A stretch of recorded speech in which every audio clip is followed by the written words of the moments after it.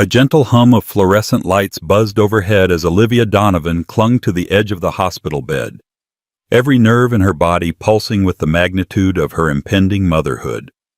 Her heart hammered against her ribcage, partly from labor pains, partly from the dread that flickered in her mind.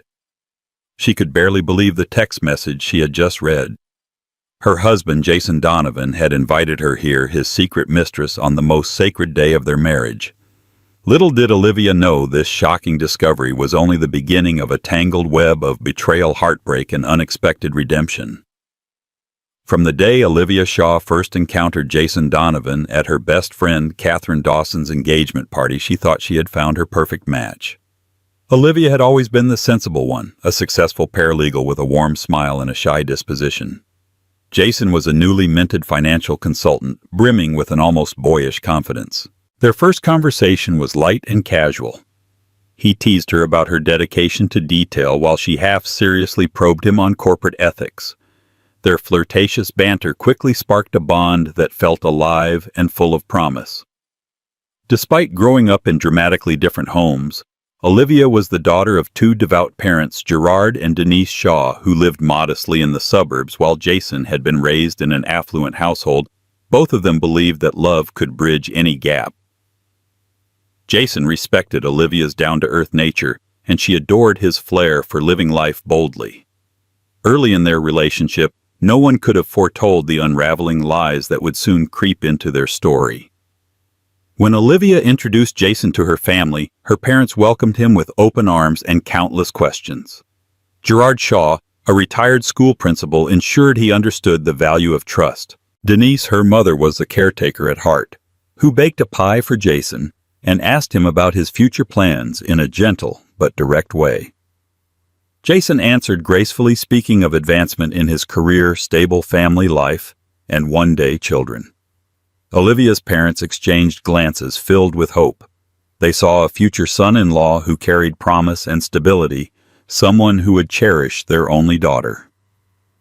The wedding, held in a quaint chapel near Lake Harrington, was filled with laughter, tears, and vow upon vow of devoted love.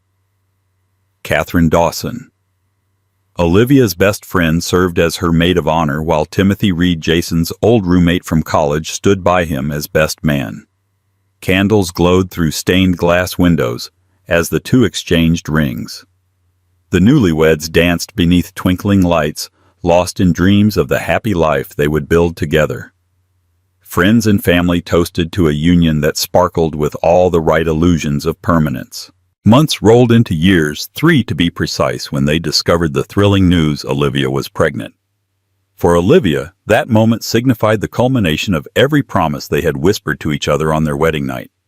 For Jason, the news triggered excitement, but also a slow, creeping sense of restraint. Fatherhood meant responsibility, commitment, and a redirection of priorities.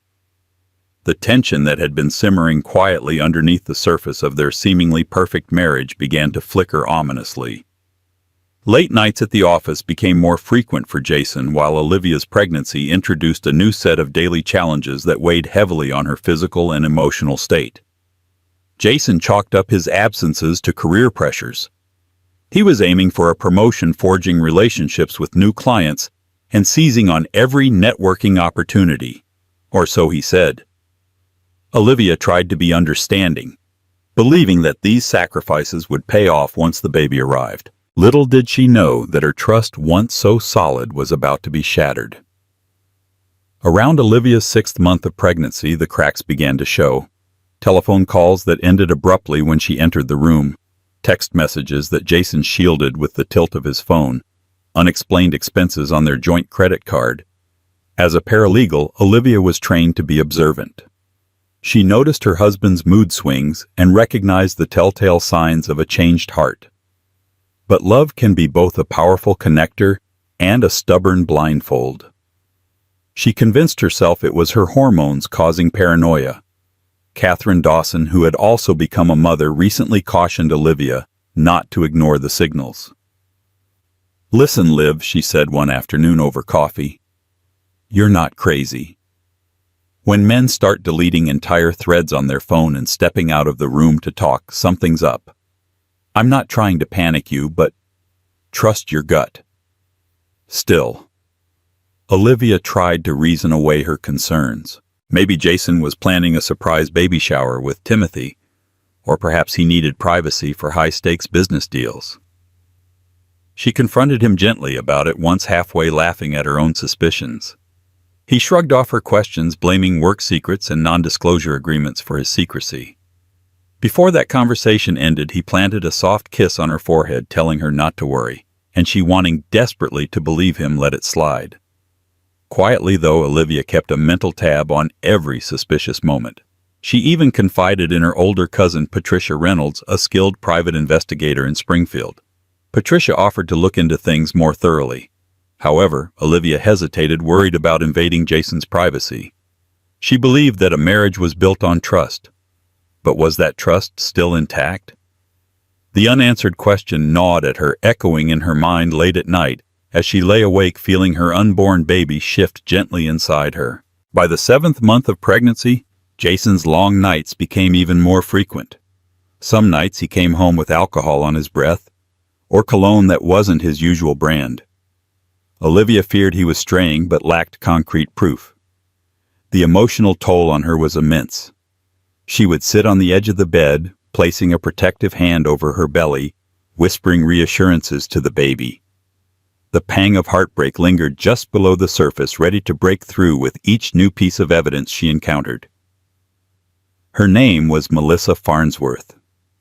Olivia didn't know her personally, but she had heard the name in hushed tones around Jason's office gatherings.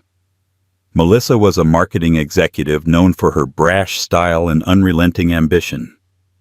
Stories circulated about how she had dated wealthy men in the past, often fueling her social media persona with pictures of extravagant vacations and lavish gifts. No one pegged her as the type to seduce a man about to be a father, yet it happened all the same. It started with after-hours business meetings. Jason mentioned that his new client, who had ties to Melissa's marketing firm, required unique pitch strategies, which only Melissa could provide.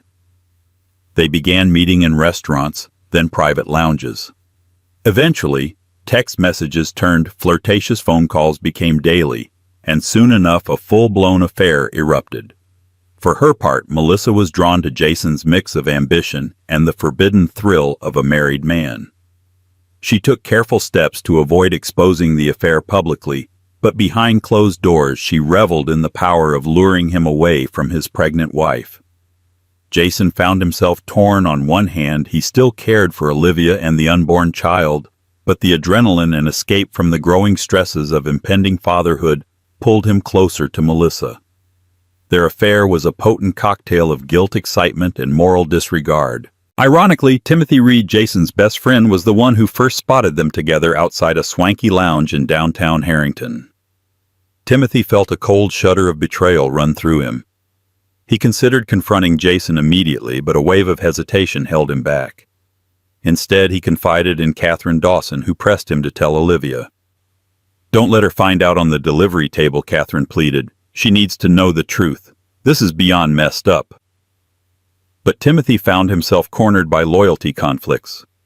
Jason was like a brother to him, and the weight of exposing him felt agonizing. In the end, he made the worst choice. He stayed silent. He hoped the affair was only temporary, something Jason would regret and end before the baby arrived. Little did he know that the day Olivia went into labor, everything would come crashing down in the most tragic way possible. By Olivia's 8th month, her suspicions had solidified into a gnawing certainty. She felt it in her bones that Jason was unfaithful. It wasn't just the late-night outings or credit card bills. It was the hollowness in his eyes when they spoke, the forced kisses on her cheek before he left for work, the intangible sense that his heart was elsewhere. She cried silently in the shower, pressing her palm against her abdomen, trying to remain strong for the baby. She replayed every moment in her mind, searching for where it could have gone wrong. Perhaps it was the day she told him she was pregnant. Maybe the reality of fatherhood was too daunting. Or perhaps it was an unspoken void in their marriage that she hadn't noticed. Regardless, she realized she was losing him. The heartbreak weighed her down like an anchor in stormy waters. One afternoon, as she went for a routine checkup at Harrington General Hospital, she saw them together. Jason strolling hand in hand with Melissa Farnsworth near the cafeteria, both of them too lost in their conversation to realize Olivia was standing just a few feet away. Olivia was there to see Dr. Hannah West for her prenatal visit, but the moment she witnessed that intimate contact, time froze. Her heart thundered in her ears. She forgot for a second that she was pregnant, forgot her physical pains, forgot every piece of advice Catherine and Patricia had given her. All she saw was betrayal incarnate. For a split second, she considered confronting them both right there in front of the entire cafeteria. Yet fear and humiliation consumed her. She couldn't do it. Instead, with trembling hands, she retrieved her phone and snapped 2 quick photos, visual proof that would forever be etched into her memory. Then she turned away and ducked into an empty corridor, tears blurring her vision. She could hardly remember how she managed to compose herself enough to attend her prenatal appointment after that. Something inside Olivia hardened that day. The illusions that had masked her relationship shattered, replaced by anger and heartbreak. She resolved to confront Jason, but she hesitated, uncertain how to navigate the final month of her pregnancy under such emotional duress. A part of her feared the confrontation might send her into premature labor. Little did she know that fate wouldn't wait for her readiness. The day Olivia went into labor dawned bright and chilly. She was exactly 2 weeks from her due date, but the baby decided it was time to make an entrance early. She was in the kitchen sipping a cup of chamomile tea, lost in thoughts about how to address the affair, when suddenly a sharp pain gripped her. A wetness flooded her pajama pants. Her water had broken. A sense of both panic and relief coursed through her. Panicked because everything was happening faster than planned. Relieved because at least for the next few hours her focus would be solely on bringing her child safely into the world. She dialed Jason's number with shaking fingers. He picked up, sounding distracted, likely at the office or worse with Melissa. She forced herself to remain calm as she said, "Jason, it's time. My water broke. I need you to drive me to the hospital." He arrived 30 minutes later, disheveled and tense, tossing an apologetic look her way. Olivia didn't have the energy for a confrontation. The contractions were intensifying, leaving her breathless. She simply whispered, "Please, just help me get to Dr. West." Without a word, he gently guided her into the car. In that moment, she almost forgot about the affair, or at least managed to push it aside for the sake of their baby. But Olivia's heartbreak re-emerged as they arrived at Harrington General Hospital. She noticed the quick, furtive glance Jason cast at his phone.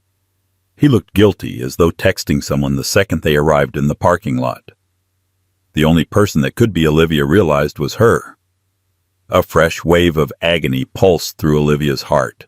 Still, she breathed through the contractions, focusing on the immediate task, delivering a healthy baby. Nurses Linda Carmichael and Carla Henderson quickly escorted Olivia to a private labor room. Dr. Hannah West arrived soon after, offering gentle reassurance. Jason hovered near the bed, trying to be attentive yet fidgeting with his phone. Olivia's mind was a whirlwind of conflicting emotions. She felt the unstoppable tide of labor, her body trembling under each contraction, while her soul trembled under the fear that the man she loved, the father of her child, might be irredeemably lost. Within an hour, Olivia's labor progressed rapidly, surprising the medical staff. It was her first child, yet her contractions were intensifying at an unusual pace.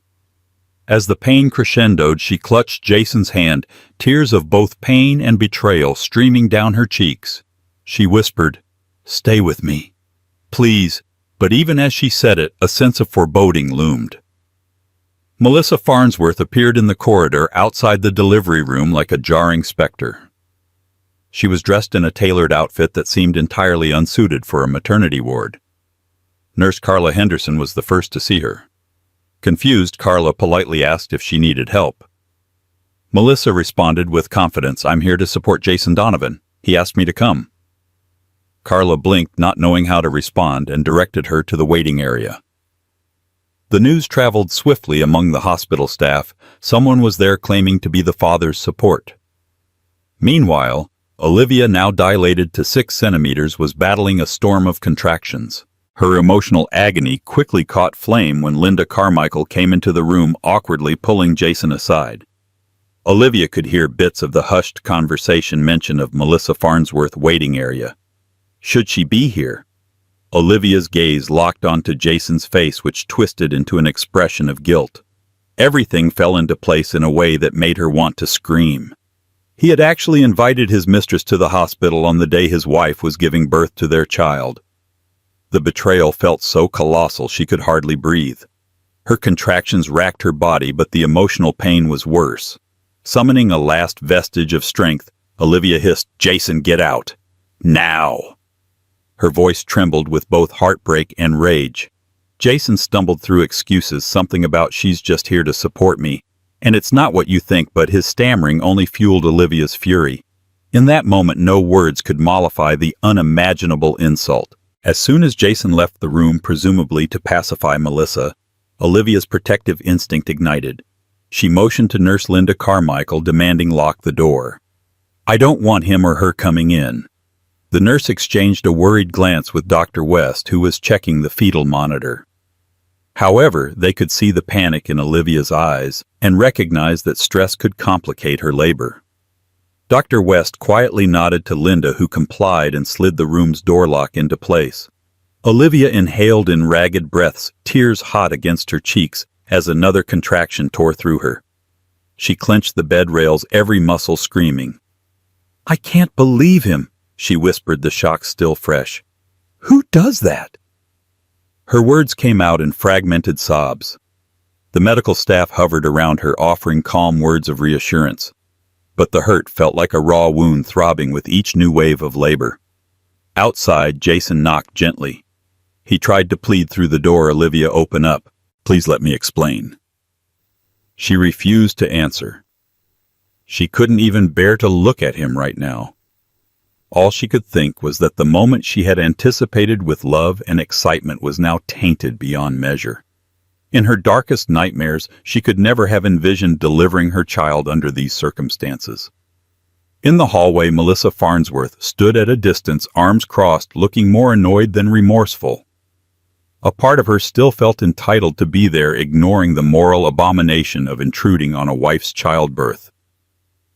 Jason, torn by the chaotic swirl of guilt, confusion, and misplaced loyalty, tried to calm Melissa, while also insisting he needed to be by Olivia's side. Melissa's eyes narrowed. She threatened that if he walked away from her now, she'd go public about their relationship. Jason felt cornered, trapped between two worlds that were colliding in the worst possible way. In the midst of the ordeal, Olivia asked Nurse Linda to call hospital security. Her voice, though trembling, was resolute. "I can't deal with him. I can't deal with her. Get them both away from me." Linda hesitated, but recognized the seriousness of the situation. The last thing Olivia needed was a confrontation that would jeopardize her health or the baby's. Security officers arrived promptly. They approached Jason and Melissa to de-escalate the situation. Officer Trevor Dyson, a compassionate older man, tried to reason with them. "Look, you two need to leave the immediate area. The patient is in active labor and she's requested privacy. If you don't comply, we'll have to escort you out." Jason, still desperate to be present for the birth of his child, pleaded, "But that's my wife in there. I have rights. I'm the father." Trevor shrugged calmly, repeating, "She's asked for you both to leave." Suddenly, Melissa let out a scornful laugh. "You can't be serious. Jason's the father of that baby. He should be allowed in." Her tone dripped with condescension, but Trevor Dyson, unaffected by her bravado, repeated his directive. Tension crackled in the hallway. A cluster of nurses whispered among themselves. This was not a typical scenario, even in a busy maternity ward. While the standoff continued outside, Olivia gritted her teeth against another wave of pain. Dr. West checked her dilation, now at 8 centimeters. The baby was coming. Even in her anguish, Olivia's heart pounded with love for her unborn child, fueling her determination to deliver safely. The heartbreak of betrayal blended with the primal maternal urge to protect her baby at all costs. She resolved not to let Jason, or especially Melissa, tarnish the sacred miracle about to unfold. After tense moments of debate, security made the call. Both Jason and Melissa needed to move to the waiting area near the front lobby or leave the premises entirely. Sensing he had run out of options, Jason motioned for Melissa to follow him down the corridor. She sighed dramatically, making an exaggerated show of displeasure, but complied. At that moment, Timothy Reed, who had arrived in a hurry after hearing Olivia was in labor, witnessed the scene. He recognized Melissa immediately from the time he spotted her with Jason outside the lounge. The realization that she was brazenly at the hospital during Olivia's labor left Timothy speechless. Jason turned to Timothy, panic etched on his face. "I messed up, man. I don't know what to do." Timothy stared at him, anger rising. "You brought your mistress here on the day your wife is giving birth to your child. Are you completely insane?" Jason's gaze dropped. He had no rebuttal. His decisions had clearly spiraled out of control. Meanwhile, inside the locked labor room, Olivia's body continued to tremble with contractions. The heartbreak fueled her adrenaline in a bizarre way, numbing her to the pain. West remained calm, guiding Olivia through each push, each breath reminding her to focus on the baby.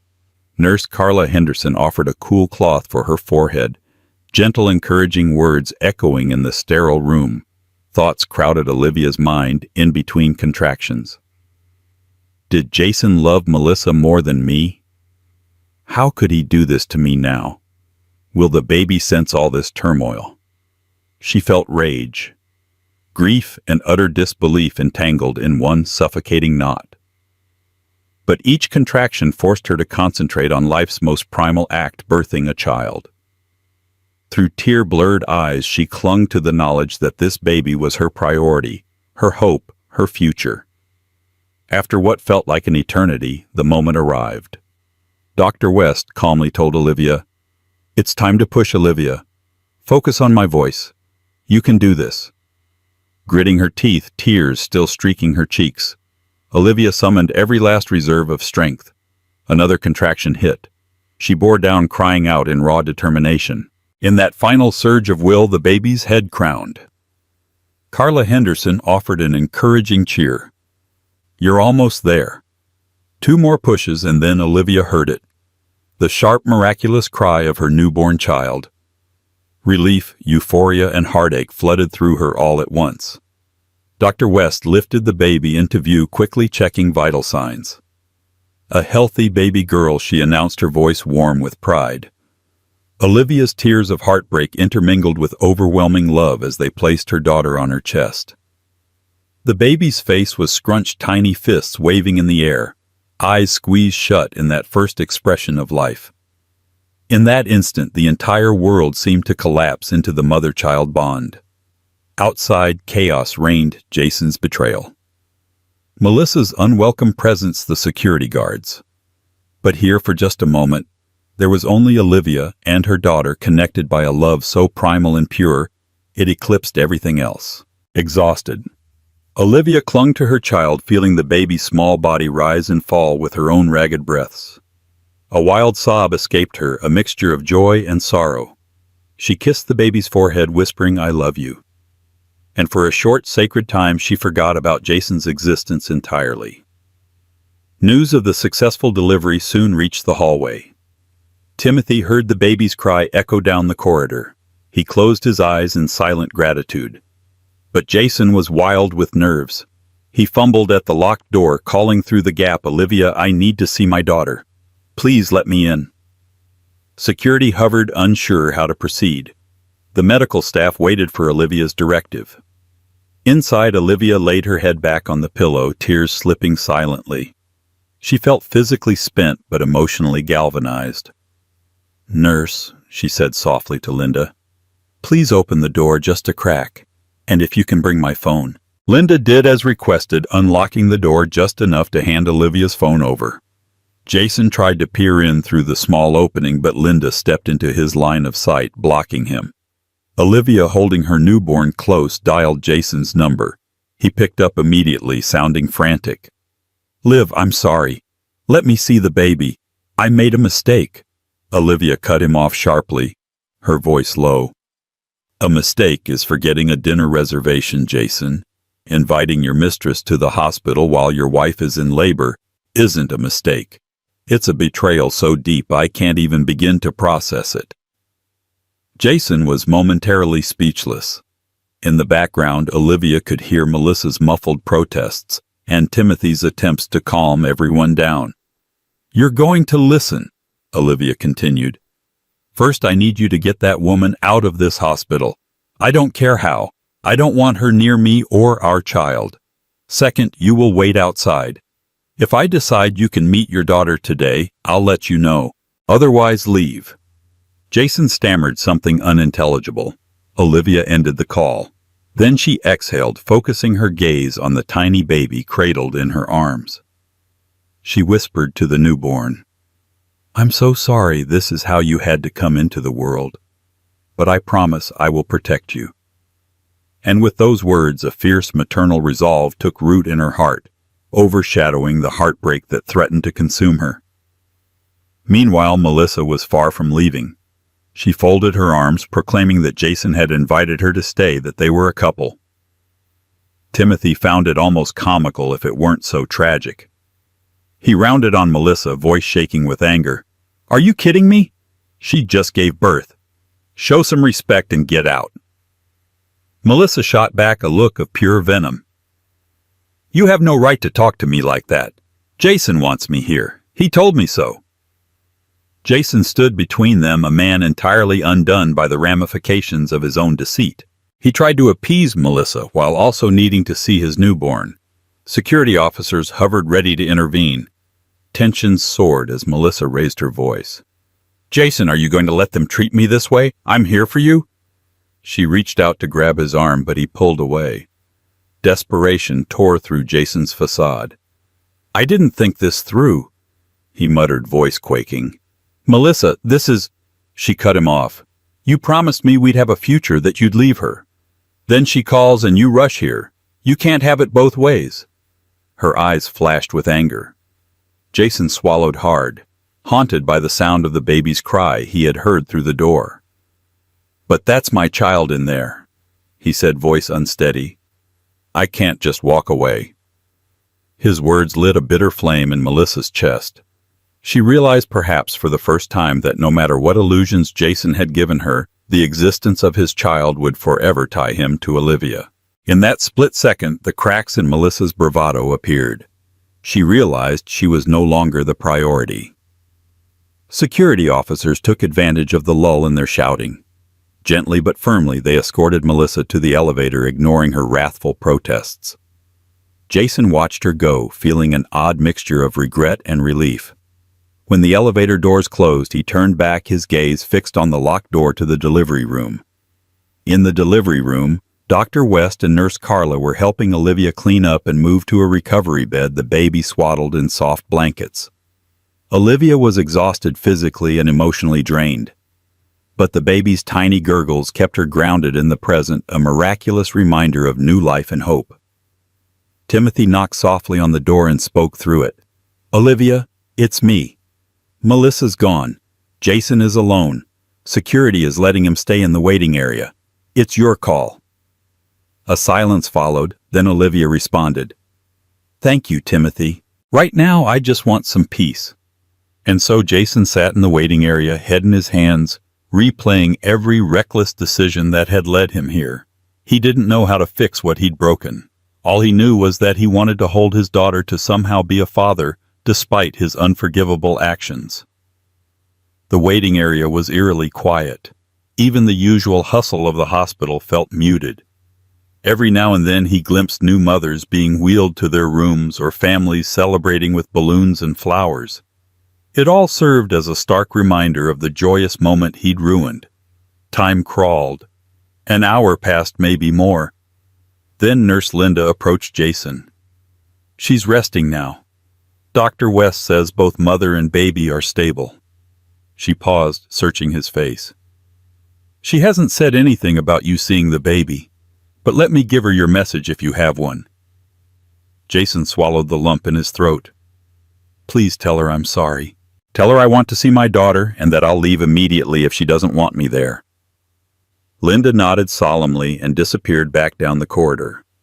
Jason remained slumped in a chair, wishing he could rewind every selfish decision he had made. It wasn't until late evening that Olivia finally allowed him into the room. Timothy accompanied Jason to ensure the situation remained calm. As Jason entered, he saw Olivia propped up in bed, the baby in her arms.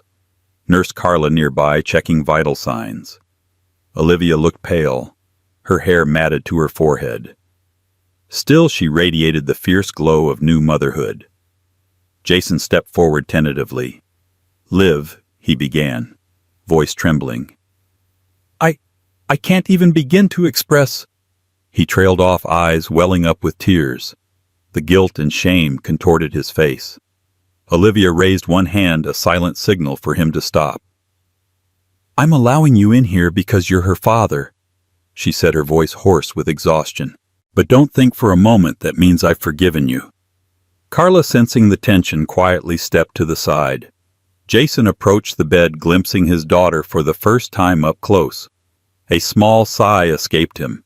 She was so perfect, so tiny, her entire being untainted by the heartbreak swirling around her. For a moment, a profound paternal urge washed over him. He reached out and Olivia let him gently stroke the baby's head. Emboldened by the wave of emotion, Jason tried to speak. "I know I messed up. I was scared about fatherhood." Olivia's voice cracked like a whip. "You were scared of fatherhood, so you found comfort in another woman. Then you bring her to my delivery." She swallowed, tears forming in her eyes. "I can't look at you, Jason. I feel sick just thinking about it." He bowed his head, tears dropping to the floor. "I deserve that. I don't expect you to forgive me. But I do want to be in our baby's life. Please don't shut me out completely." Despite her anger, Olivia felt a pang of sympathy both for the child and for the man she once loved. "We'll discuss it," she said coldly. "But right now I need rest, and I can't handle your presence any longer." She let him hold the baby for a few fragile moments. Tears streamed down Jason's cheeks as he cradled his daughter. The innocence of her presence confronted him more harshly than Olivia's words ever could. After a minute, he placed her back in Olivia's arms and staggered out of the room, feeling as though he had just witnessed the end of his world. While Olivia remained at the hospital, recovering, word of the scandal spread among their circle of friends and family. Her cousin Patricia Reynolds, who had once offered her private investigation services, paid Olivia a visit. "If you need anything like evidence or legal recourse, just let me know," Patricia said, eyes glinting with protective rage. Olivia managed a weak smile. "Thank you, cousin. I appreciate that." Jason's parents, who lived in a neighboring state, learned of the fiasco as well. They were mortified. Linda Donovan, his mother, telephoned Olivia with a tearful apology. "I don't know what got into my son. We didn't raise him to be like this." Olivia, still raw with emotion, had little to say. The sadness in Linda's voice told her that the shame was genuine, but it didn't quell her own heartbreak. Meanwhile, Melissa Farnsworth was nowhere to be found. She had posted a cryptic message on social media about never trusting a man who can't stand by his promises, but she kept her distance. Perhaps she realized that any attempt to salvage her relationship with Jason was futile after he rushed back to the maternity ward. The scandal had tarnished her image among her professional network. Talk circulated about her brazen interference at a hospital. Whispered gossip indicated she might be leaving town to save face. Finally, on Olivia's third day in the hospital, Dr. West cleared her for discharge. Timothy helped gather her belongings while Catherine cradled the baby. Jason hovered in the corner, uncertain if he should even be there. Olivia looked at him solemnly. "Let's be clear. You're driving us home because I don't have the energy to hail a cab. But once we're there, you're leaving. I need space to think. Understood?" Jason nodded. He recognized that he was lucky she was even allowing him to help in any capacity. As they walked through the hospital corridors toward the main exit carrying their tiny precious daughter, the tension weighed heavily. For Olivia, stepping out of the hospital felt like stepping into a new reality. Her life now revolved around caring for her daughter and also navigating the aftermath of an unimaginable betrayal. Back at the Donovan home, everything felt surreal.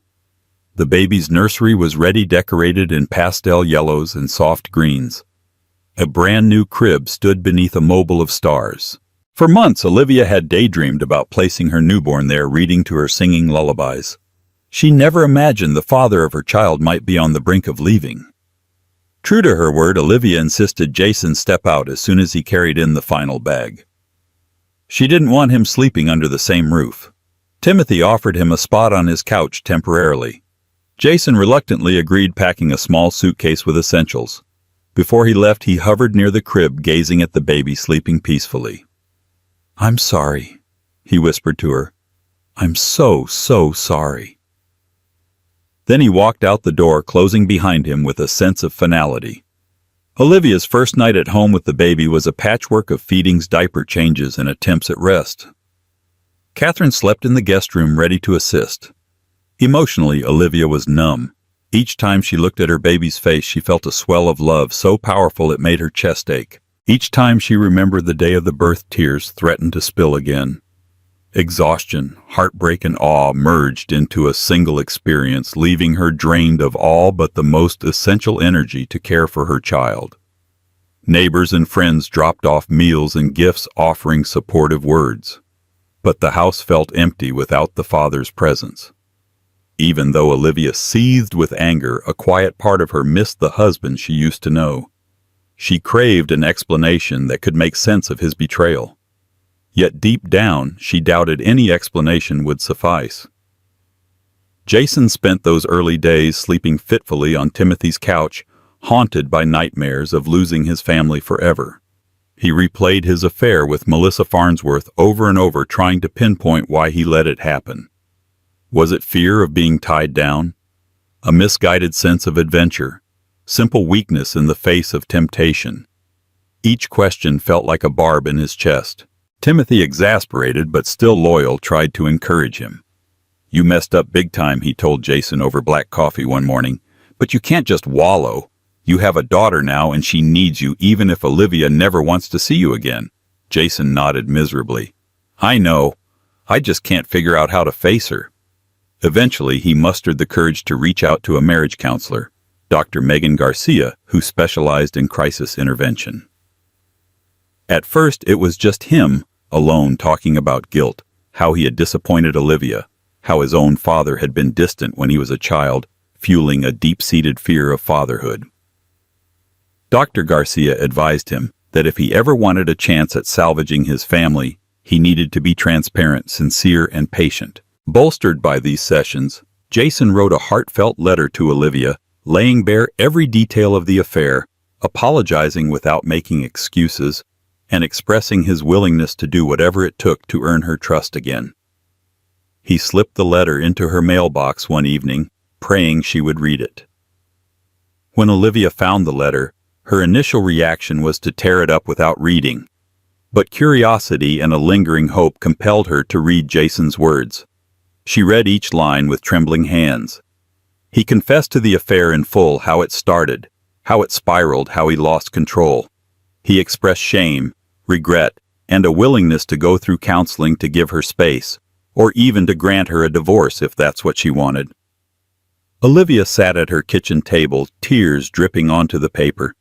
She looked at her sleeping baby and the bassinet, so innocent in all of this. Anger flared again. How dare Jason drag their child into such a maelstrom of adult betrayal? But part of her recognized that Jason's honesty, albeit belated, carried a level of vulnerability she'd never seen in him before. That night she dreamed of their early days, his smile, his laughter, the way he used to look at her like she was the only person in the room. Waking up, she felt torn. She hated what he'd done, but a small part of her yearned for the family they had once imagined. There was no easy solution. The path forward seemed as murky as ever. After a few more days, Olivia decided to meet Jason in the presence of Dr. Megan Garcia. She did so mainly for the baby's sake, wanting a safe environment to talk. Catherine watched the baby while Olivia made the drive to Dr. Garcia's office, her stomach twisted in knots. Jason was already there, looking pale and anxious. Dr. Garcia greeted them warmly, ushering them into a comfortable room with plush chairs. The session began with awkward silence. Eventually, Olivia spoke. "Why?" Her voice cracked on the single syllable. Jason swallowed hard, tears filling his eyes. "I was afraid," he began. "Afraid of losing my freedom, failing as a father, not being the man you deserved." Then Melissa appeared, and I let my fears and weaknesses dictate my actions. Though Olivia was seething inside, hearing him articulate his vulnerability softened her fury slightly. Dr. Garcia guided them through difficult exercises, urging them to communicate how they felt. Olivia voiced her heartbreak, how she had felt lonely in the final months of pregnancy, how his affair felt like a betrayal beyond words. By the end of the session, they reached no resolution, but they had started talking. Olivia agreed to another session. She made no promises beyond that her walls of self-protection were firmly in place. Jason, for his part, was relieved she hadn't filed for divorce outright. Weeks passed. Jason continued therapy on his own and started attending group sessions for men grappling with infidelity guilt. Olivia juggled new motherhood with the emotional toll of deciding whether or not to salvage her marriage. She allowed Jason to visit the baby occasionally under her watchful eye, but made him leave after an hour or two. The tension in the air was palpable, but there was also a glimmer of hope. One day, while Jason was there, the baby stirred awake in Olivia's arms. Without thinking, Olivia passed the baby to Jason, saying, "It's time for her feeding, but let's try a bottle today." The motion felt oddly intimate. As Jason fed the baby, his eyes brimmed with tears. He looked at Olivia with gratitude, and for a moment they shared a fragile peace. Neither knew if that peace would hold, but for the baby's sake they hoped. Catherine, seeing small steps of progress, tried to bolster Olivia's morale. "You're stronger than you realize," she told her friend. "No matter what happens, you have a beautiful baby girl and you'll always be her hero." Olivia appreciated the sentiment, though her heart still felt heavy with indecision. Just when Olivia and Jason were forging a tentative truce, a new twist jolted their fragile progress. Melissa Farnsworth reappeared this time, contacting Jason by phone. She claimed to have missed her period and insisted she might be pregnant. The news, delivered in a single phone call, detonated like a bomb. Jason stared at his phone in horror. He was already grappling with reconciling with Olivia. Now there was a possibility he had fathered another child. Jason confided in Timothy, who advised him to request a paternity test before jumping to conclusions. He also insisted Jason tell Olivia immediately. With dread in his heart, Jason followed through, meeting Olivia in Dr. Garcia's office for a scheduled session and laying out Melissa's claim. Olivia's face paled. "So now we might have 2 babies in this mess?" she asked, voice razor sharp. Her anger flared anew.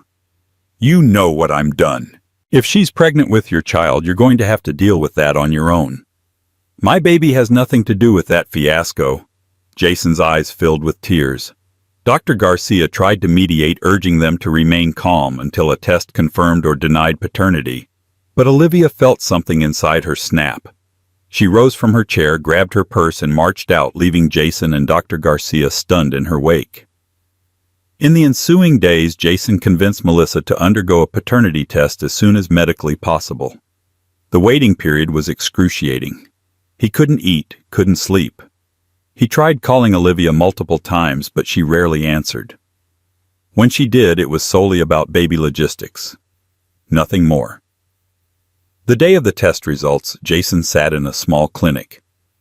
Melissa was there, looking anxious but defiant. As a nurse handed the sealed envelope to them, Jason's heart pounded in his ears. He opened it with shaking hands, scanning the results. Negative. He wasn't the father. The relief flooded through him with such intensity that he nearly collapsed into the chair. Melissa, on the other hand, looked stunned, then furious. "You're telling me you put me through all this only to—" she began, but Jason cut her off. "Put you through this? You came back claiming I might be the father, when clearly there was someone else." Melissa glowered, then stormed out. Jason sank into the chair, feeling as though he had narrowly escaped yet another disaster. Jason wasted no time in calling Olivia the moment he left the clinic. When she picked up, he blurted out, "It's not mine." The test was negative. A long silence followed. He could practically feel her breathing on the other side. "Good," she finally said in a subdued tone. Another pause. "But that doesn't erase what happened, Jason." "You still slept with her." Jason swallowed. "I know it doesn't. But I swear I'm doing everything to make this right. I'm focusing on therapy, on being a good father." "Liv, please, can we keep talking?" She exhaled, her voice still tinged with pain. "We can talk, but don't expect miracles." It was a small step, but for Jason it felt like a lifeline. Slowly over the next couple of weeks, Olivia allowed more visits. They attended counseling sessions together and talked about co-parenting arrangements. Trust once shattered was not easy to rebuild, but they both felt an obligation to give their child a stable environment. They faced the future uncertainly, not knowing if their marriage would survive but determined to try. With the baby's 1-month celebration approaching, Olivia's parents, Gerard and Denise Shaw, visited. They were appalled by Jason's actions and had barely spoken to him since the birth. Yet they also recognized that the couple needed support. Gerard took Jason aside one afternoon. His voice was stern but not unkind. "I don't understand how you could do this. My daughter trusted you. But for the baby's sake, I hope you fix yourself and earn her forgiveness if she's willing." Jason's eyes watered. "I will do whatever it takes, sir." Gerard nodded, leaving the room without further words. Meanwhile, Denise offered Olivia quiet, understanding cooking meals and helping with childcare, letting her daughter know she was loved unconditionally. Their presence, while a bit tense, reminded both Jason and Olivia that family bonds can be both a source of comfort and a mirror reflecting one's failings. Just as life began to settle, Melissa Farnsworth dropped a legal bomb. She claimed Jason owed her compensation for emotional distress and defamation, asserting that his denial of paternity and the subsequent gossip had harmed her reputation. It was a frivolous lawsuit, but one that threatened to drag Olivia and Jason back into turmoil. She sought a large sum, presumably hoping they would settle to keep the scandal out of public record. When the legal notice arrived, Olivia nearly lost her composure. "Are you kidding me?" she said, voice shaking with fury. "After everything she's done, she wants compensation." Jason looked equally stunned. "I'll handle this," he assured her. "Patricia, your cousin, maybe she can help." Olivia nodded, her eyes ablaze. If there was one sure way to push them onto the same side again, it was a common enemy like Melissa Farnsworth. Patricia Reynolds jumped at the opportunity to represent them. After reviewing the evidence, she confidently declared the lawsuit baseless. "Don't worry," she told Olivia. "This is a desperate move. We'll file a counterclaim for legal fees and malicious prosecution if she persists." Olivia let out a breath of relief. For a moment she felt solidarity with Jason and us against her dynamic. It was odd how adversity could sometimes unite two wounded hearts, even if just temporarily. In the weeks leading up to the legal proceedings, Olivia and Jason spent more time together strategizing with Patricia. Their baby girl provided a beacon of light amid the chaos. Each day they found small ways to bridge the gap between them. Jason would bring groceries. Olivia would let him feed the baby. They talked about schedules and budgets. Slowly, a sense of teamwork emerged. Their counseling sessions continued to probe deeper into the root causes of Jason's infidelity and Olivia's feelings of abandonment. Some days were more successful than others. There were arguments, tears, and nights where Olivia barely slept. But there were also moments of genuine connection, small glimpses of how they used to be. One evening while the baby slept, Jason and Olivia talked in hushed tones about the future. "I'm not sure if I can ever look at you the same way," Olivia said, fiddling with a loose thread on the couch pillow. "But I see how hard you're trying. I see how much you love our daughter." Jason nodded, tears threatening. "I know I don't deserve another chance, but I'm hoping you'll give me one anyway for our family's sake." A fragile hope settled between them, tenuous as a cobweb but shimmering all the same. The day of the lawsuit hearing arrived. Melissa Farnsworth appeared with a swagger, but her attorney seemed unprepared. Patricia presented the paternity test results messages from Melissa that indicated her knowledge Jason was likely not the father and statements from third parties attesting to her public behavior. The judge dismissed Melissa's claim on grounds of insufficient evidence and blatant lack of merit. Moreover, the judge reprimanded Melissa's attorney for bringing such an obviously frivolous lawsuit to court. In a final blow, the judge ordered Melissa to pay for the defendant's legal fees. Melissa stormed out, her face red with humiliation. Olivia and Jason, though still overshadowed by their marital problems, shared a moment of triumph.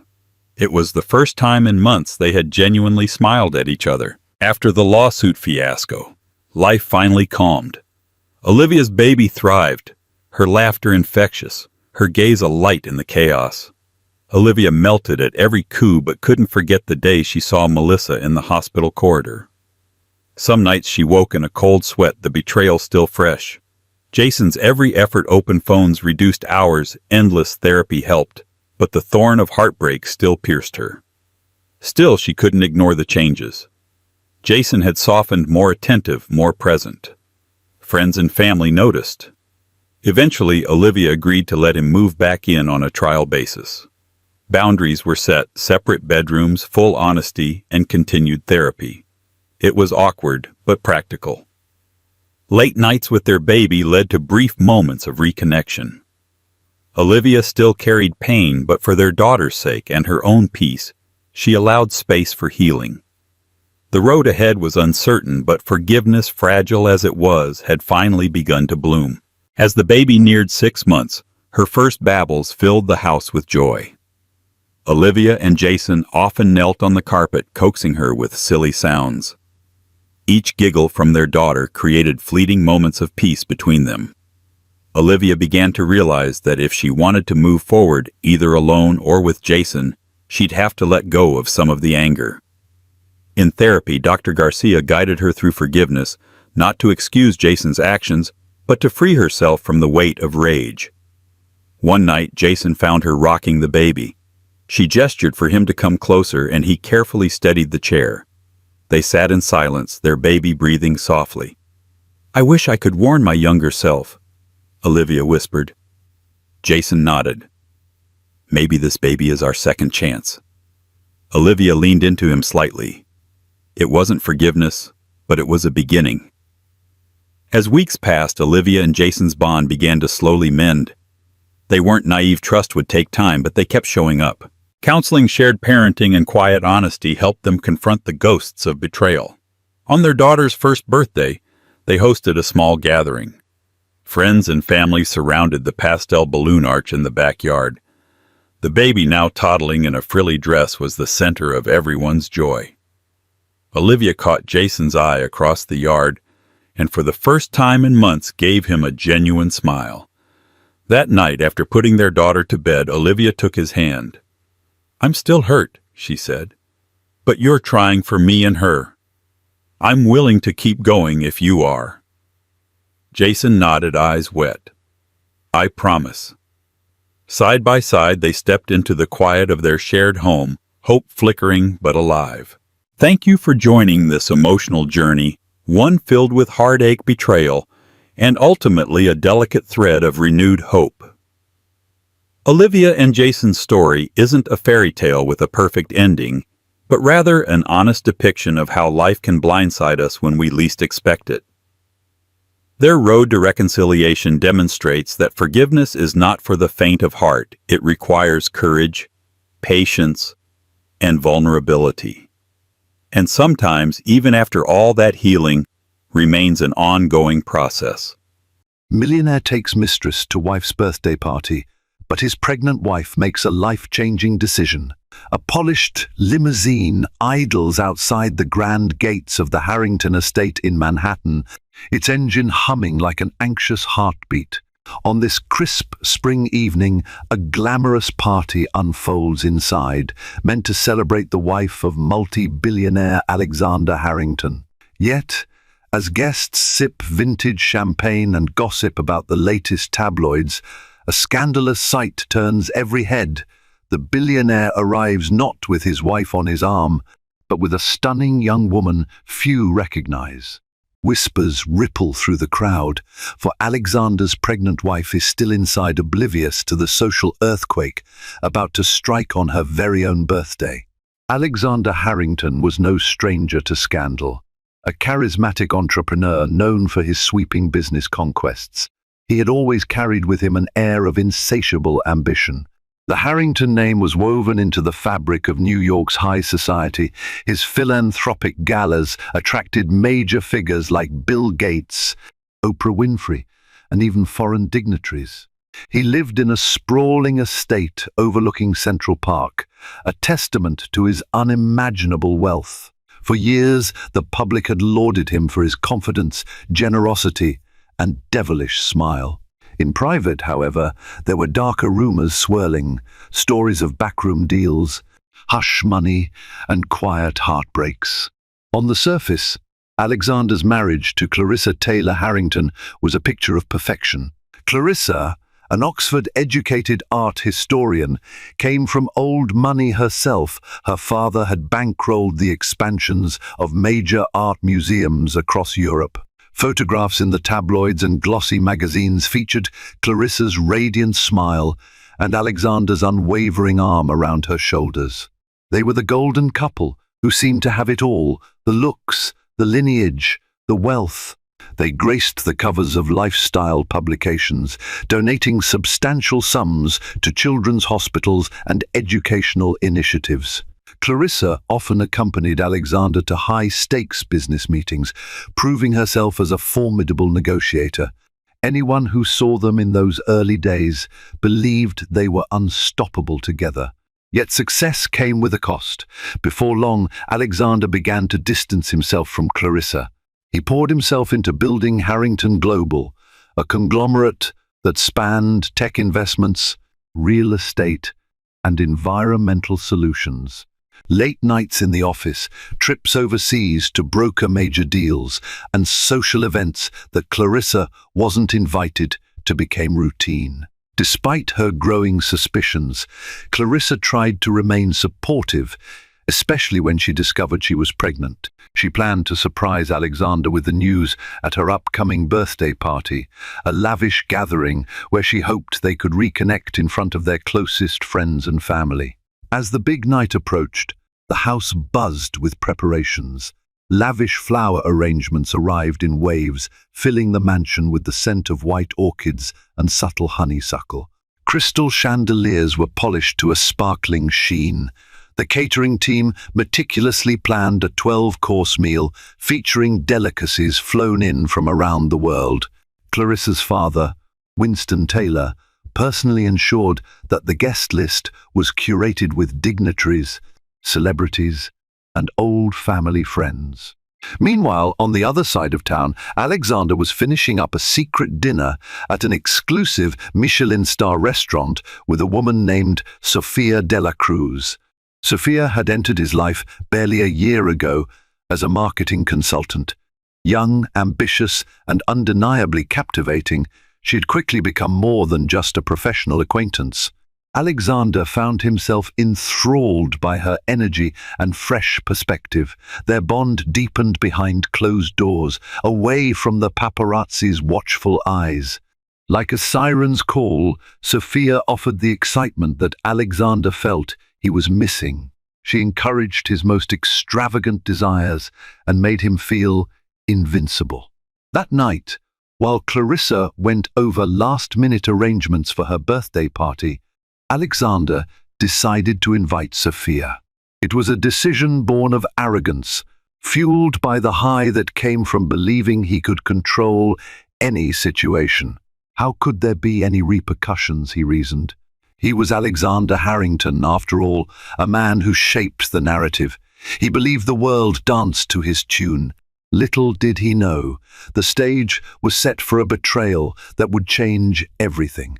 Clarissa's birthday party shimmered with the promise of a memorable evening. The estate's grand ballroom was alight with crystal chandeliers, their reflections dancing across the polished marble floors.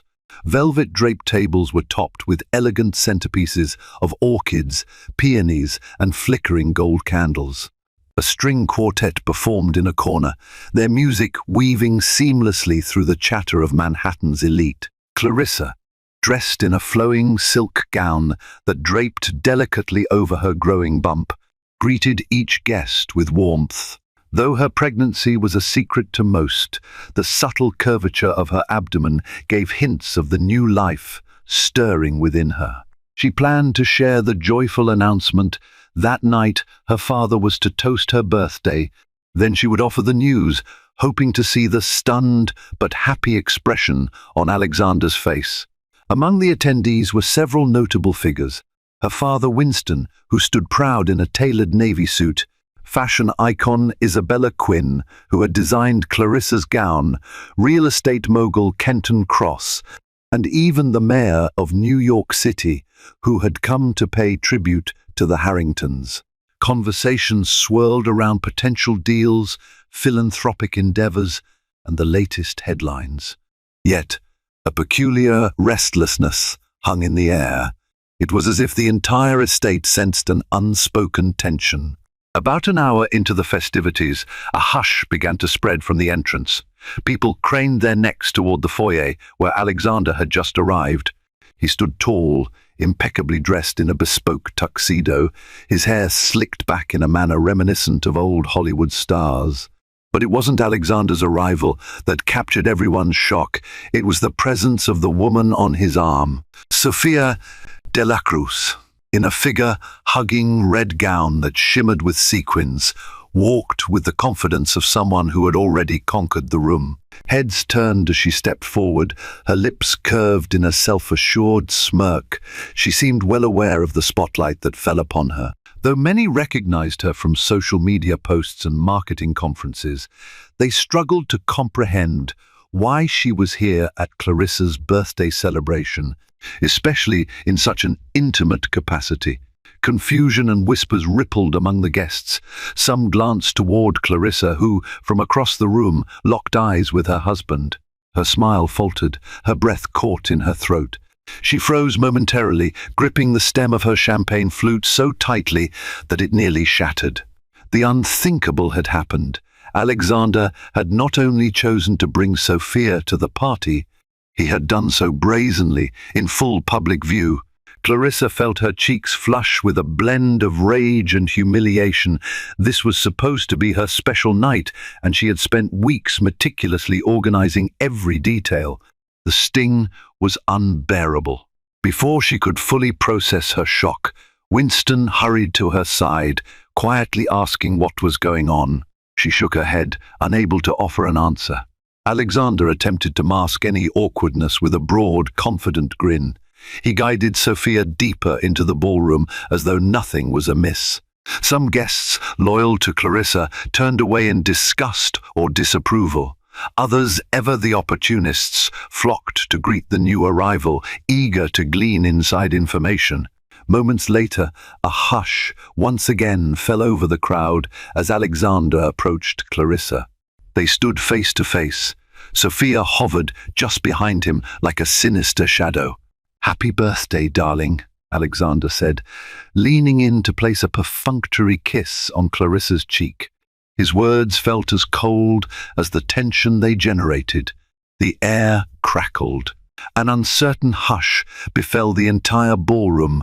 Clarissa's emotions collided, anger, hurt, and betrayal swirling into a perfect storm. She felt tears prickle at the corners of her eyes, but she refused to allow them to fall. Not here, not surrounded by these people. Summoning the composure that had been drilled into her since birth, she merely nodded in acknowledgement. "Thank you for coming," she whispered, her voice tight. Alexander stepped aside, and Sophia stepped forward, offering a polite, "It's wonderful to finally meet you, Clarissa. I've heard so much about you." Clarissa could barely bring herself to respond. Likewise, she managed, a single word laced with tension. Though outwardly the exchange appeared cordial, everyone in proximity sensed the electric undertones. Clarissa's father, feeling his daughter's silent plea, quickly took the microphone to begin the evening's formal toasts. The dinner was about to begin, and beneath the veneer of elegant conversation and polished smiles, a storm of betrayal brewed.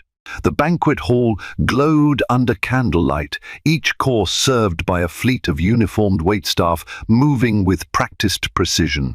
Crystal glasses tinkled softly as servers poured top-shelf wine. Guests engaged in polite chit-chat at the round tables, though their eyes often wandered back to the triangle forming among Clarissa, Alexander, and Sophia. Clarissa sat at the head table, flanked by Winston on one side and Alexander on the other. Sophia was positioned uncomfortably close, just a seat away from Alexander. The arrangement had been made long before the identity of Alexander's guest had been revealed. Clarissa's mother had assumed Alexander would bring a business associate or perhaps a friend, never suspecting the truth.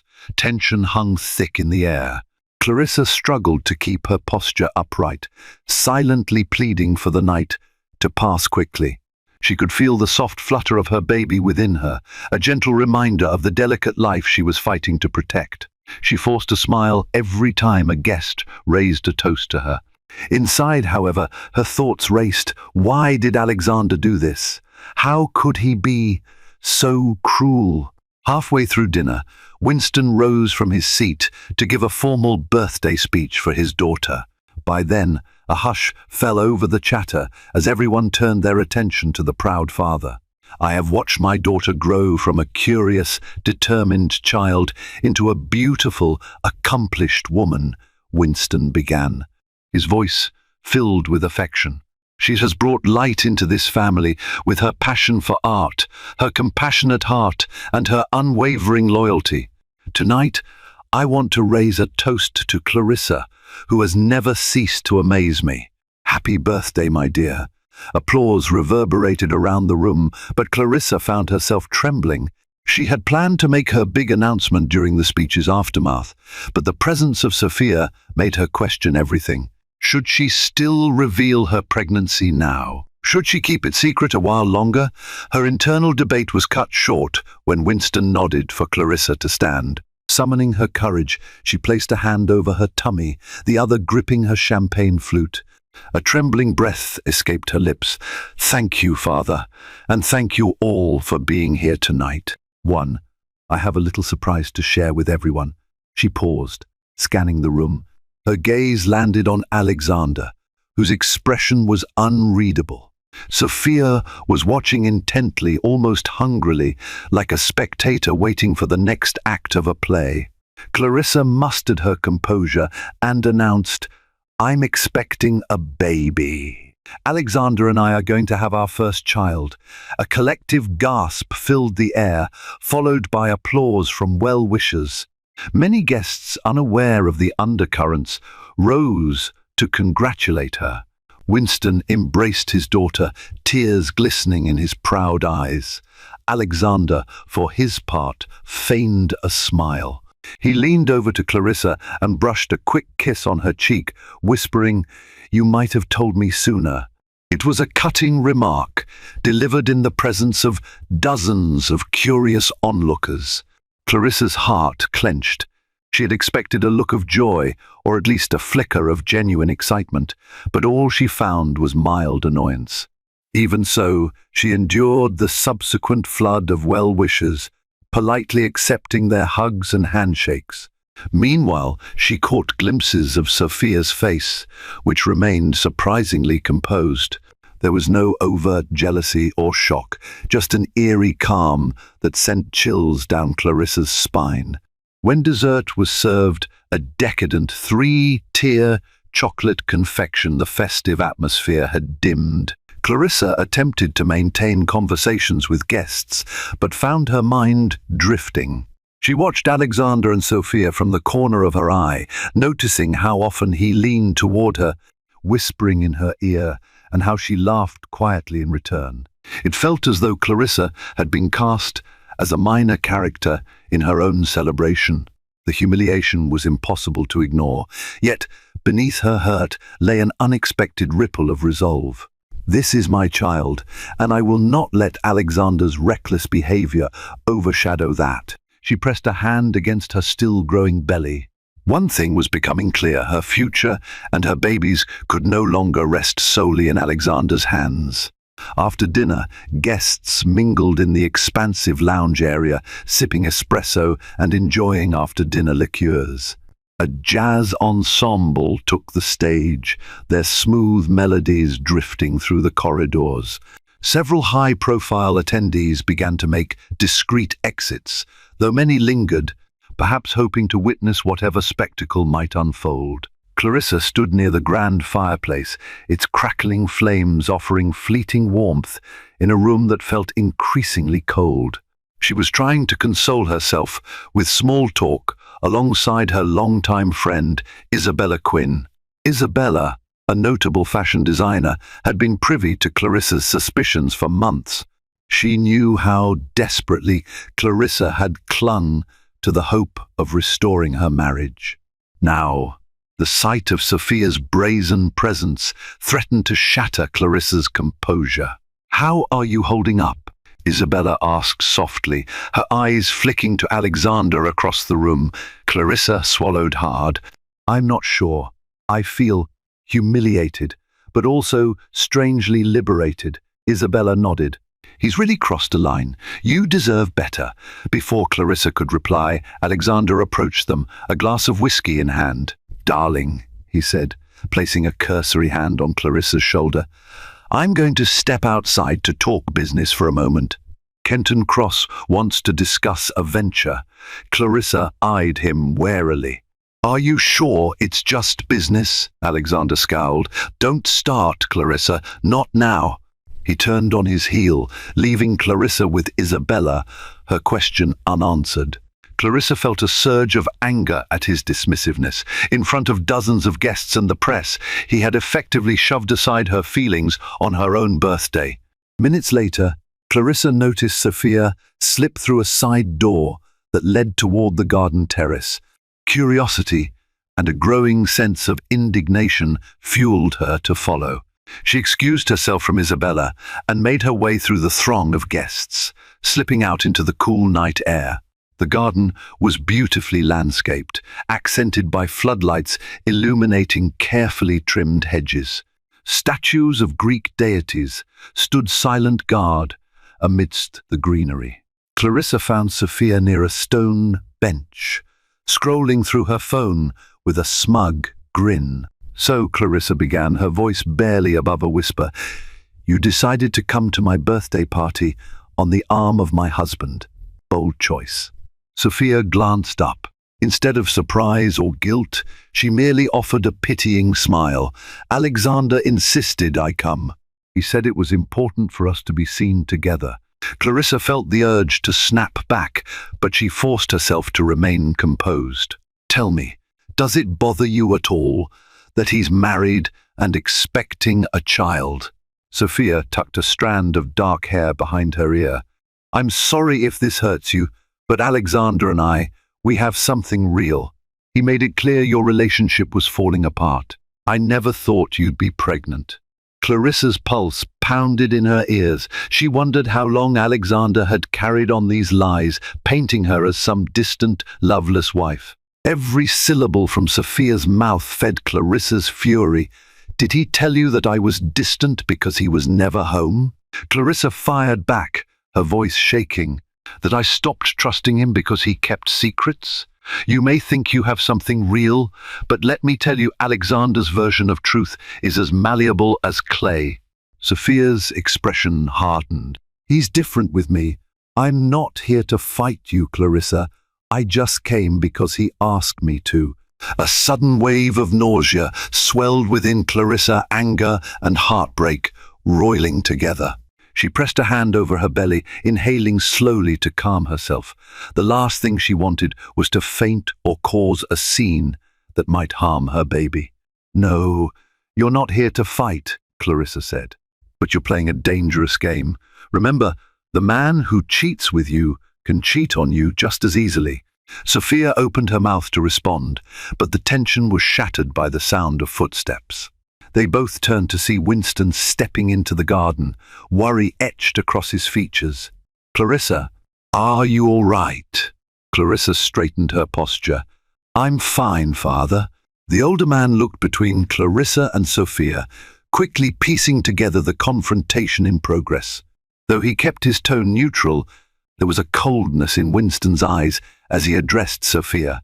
"Miss Dela Cruz, if you'll excuse us, I'd like a moment alone with my daughter." Sophia hesitated, then gracefully slid past them and back into the mansion. Once she was gone, Winston took Clarissa's hand. "This is unacceptable," he murmured. "I won't stand by and watch my daughter be humiliated." Clarissa exhaled, a tear finally escaping down her cheek. "I know, but I need time to think, Father. I have to decide what's best for me and the baby." Winston pulled her into a gentle embrace, the garden's stillness enveloping them. "I'll support whatever decision you make." And as the moonlight bathed them in its glow, Clarissa realized she was at a crossroads. One path led back inside to Alexander, to their marriage, to the heartbreak. The other path remained uncertain, but it offered a hope for dignity and independence that she had nearly forgotten was possible. Long after most guests had gone home, the Harrington estate finally settled into an uneasy silence. The staff busied themselves cleaning up the remnants of the lavish party, collecting empty champagne flutes and disposing of flower arrangements that had begun to wilt under the harsh light. Clarissa retreated to her bedroom suite, feeling a lifetime older than she had at the start of the night. She slipped off her silk gown, gazing at her reflection in the mirror. The curve of her stomach was more noticeable now that she no longer wore a loose dress. She ran her hand across her abdomen, feeling the comforting presence of her unborn child. "Is this how I want to raise you?" she thought, "in a household where your father disrespects me so openly?" Down the hall, the door to Alexander's study was slightly ajar. Light spilled into the corridor, accompanied by the faint aroma of whiskey. Clarissa took a deep breath and walked toward it, determined to confront him, but also to keep her emotions in check. She found Alexander behind his massive mahogany desk, staring at his computer screen. He looked up when she entered. "Clarissa," he greeted, though his voice lacked warmth. She closed the door quietly behind her. "What you did tonight was humiliating," she began, her voice a subdued tremor. "On my birthday, of all days, you bring her here?"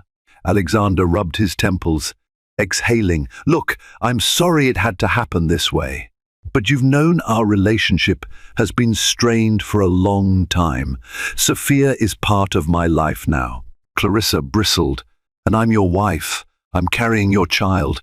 A flicker of guilt flickered in his eyes, then vanished. "I know that," he said tersely, "but you've made no attempt to support me in my ventures.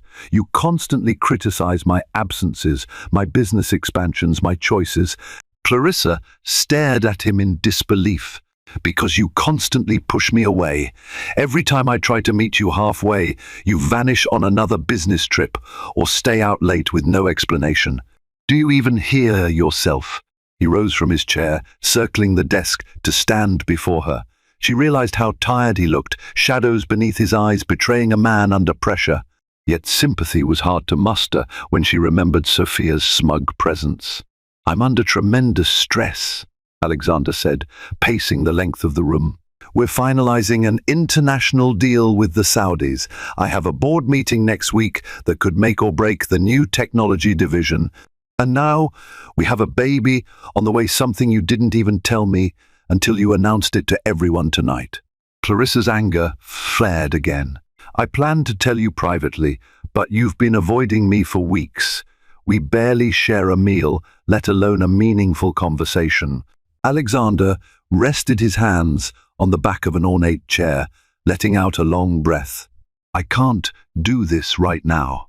She studied him for a moment, then said softly, "If you won't choose to be a husband and father, then I'll make a choice for myself and this child." Her words hung in the air like a distant thunderclap.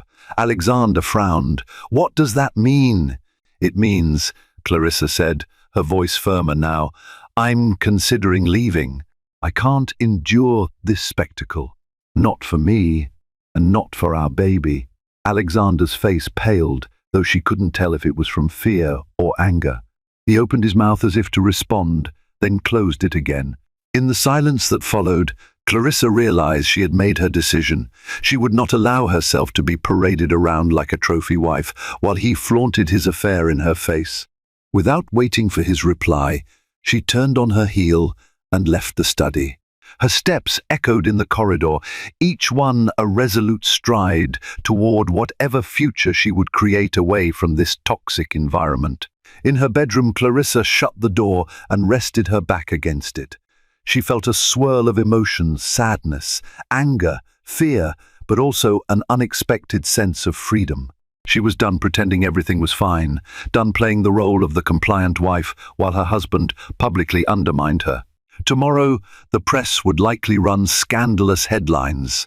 Social media might explode with speculation, but tonight, as she placed a protective hand over her unborn child, Clarissa felt a calm resolve. She would not be defined by Alexander's betrayal. She would forge her own path, even if she had to go through heartbreak to find it. The next morning arrived with a clamor of news vans outside the estate's gates. Word had leaked from the party, perhaps from a staff member or an opportunistic guest, about the shocking drama. A billionaire husband bringing his mistress to his pregnant wife's birthday celebration. Journalists scrambled to piece together the story, hungry for exclusive interviews or even a single photograph that captured the tension. Clarissa awoke to the sounds of muffled shouting below her window. She peered through the curtains and saw a small crowd of reporters, cameras at the ready.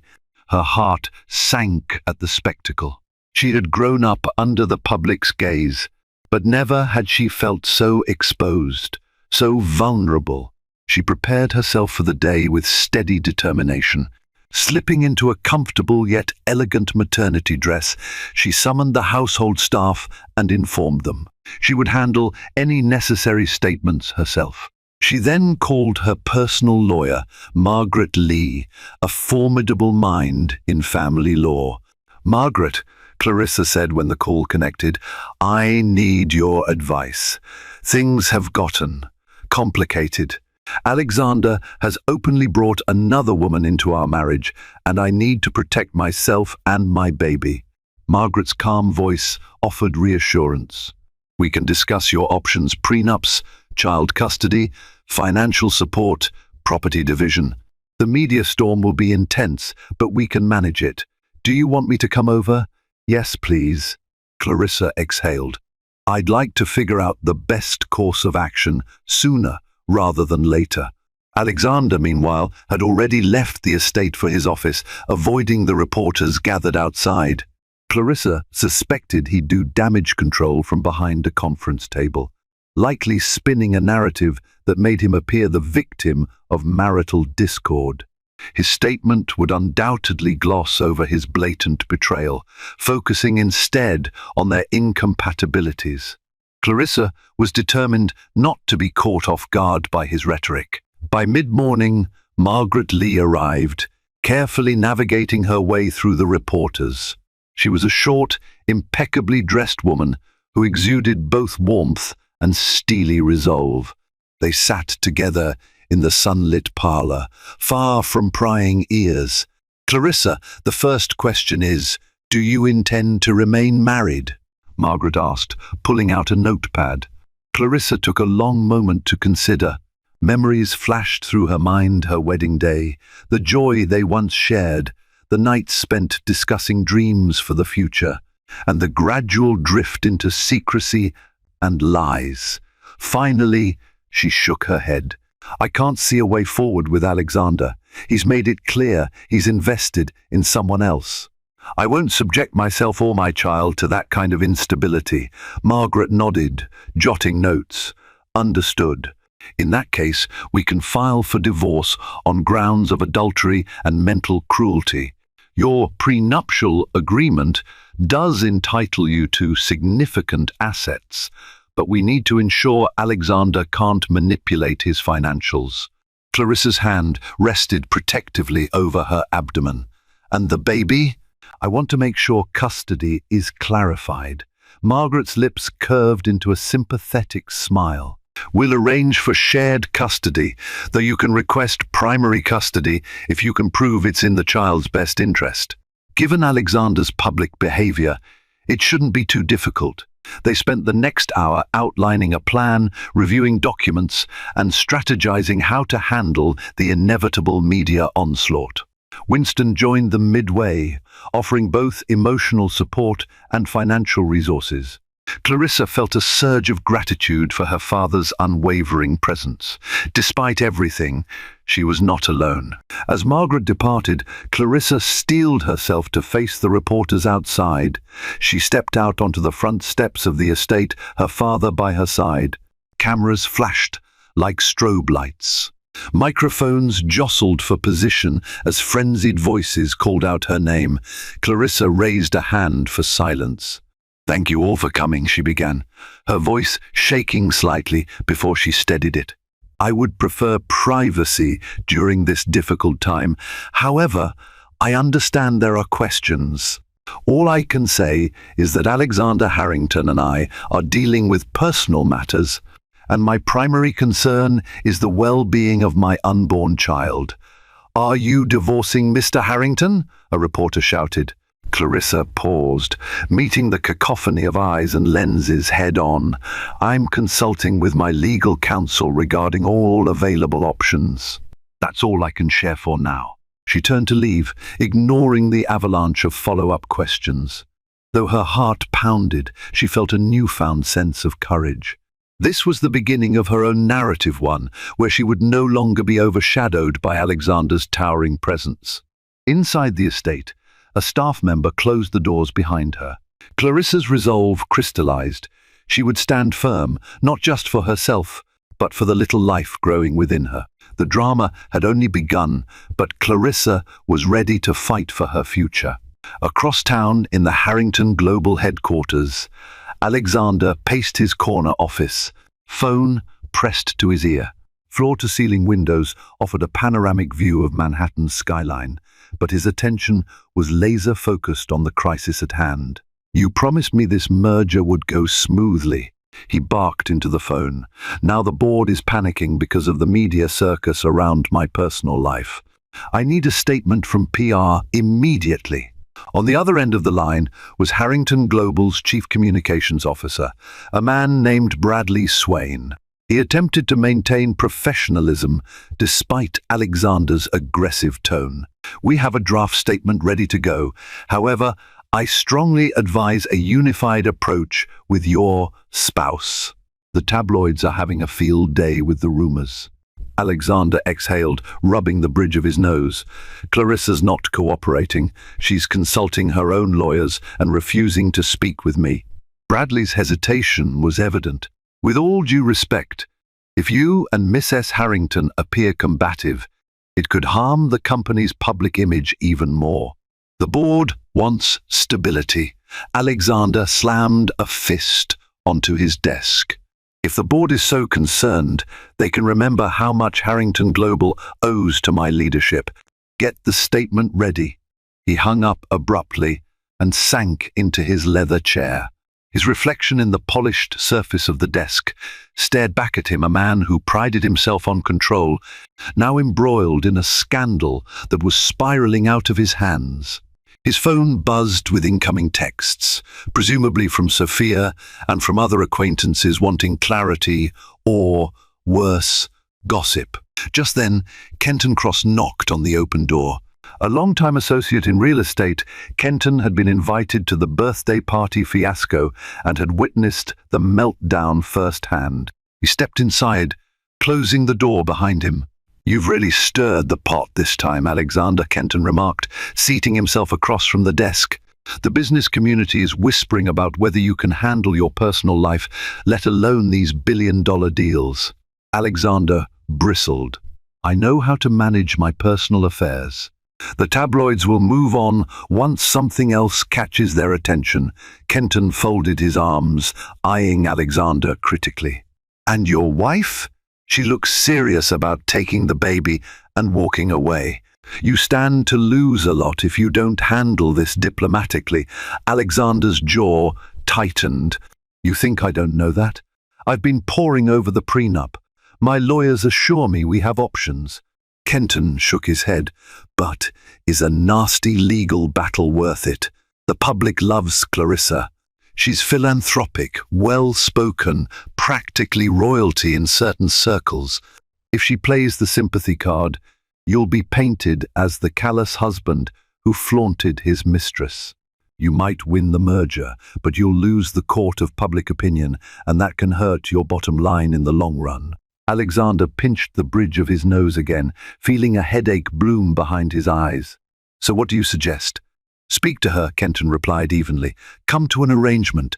Maybe it's time you realize that salvaging your reputation is more critical than stroking your ego. Alexander glared at him, but said nothing. Deep down, he knew Kenton was right.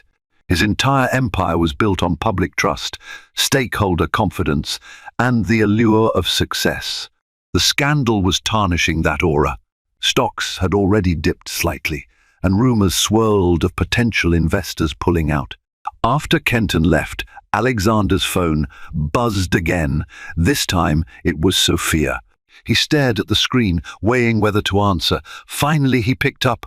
What do you need? He asked curtly. Sophia's voice was soft. I'm worried about you. The media is hounding me too. People are calling me a home wrecker, saying all sorts of things online. He sighed heavily. It'll blow over. Don't respond to them. There was a brief pause. And us? Where do we stand if Clarissa files for divorce? Alexander's mind reeled. He pictured his future, either losing massive chunks of his estate in a bitter divorce or fighting Clarissa in court. Neither option seemed appealing. I don't know, he finally admitted. I need time to think. He ended the call without a proper goodbye, tossing his phone onto the desk. For the first time in a long while, he felt uncertain, cornered. The carefully curated life he'd built was crumbling, his company threatened by rumor, his marriage on the brink, and his mistress already demanding reassurances. The unstoppable Alexander Harrington was suddenly at a loss. Yet even in this low moment, a flicker of stubborn pride coursed through him. He hadn't fought his way to the top to be taken down by gossip and scandal. I can handle this, he told himself. I'll do whatever it takes to come out on top. Over the following week, the media frenzy grew to epic proportions. Magazine covers screamed headlines like Harrington's double life and billionaire's mistress crashes. Pregnant wife's birthday.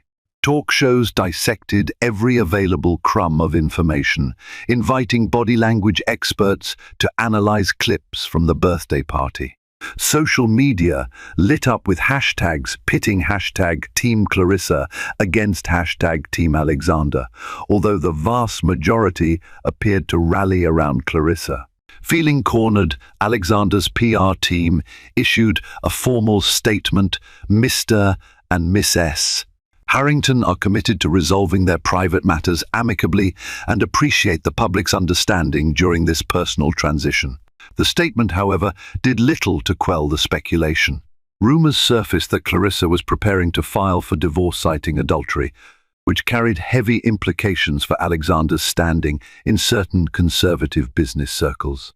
Clarissa maintained a dignified silence, refusing interviews.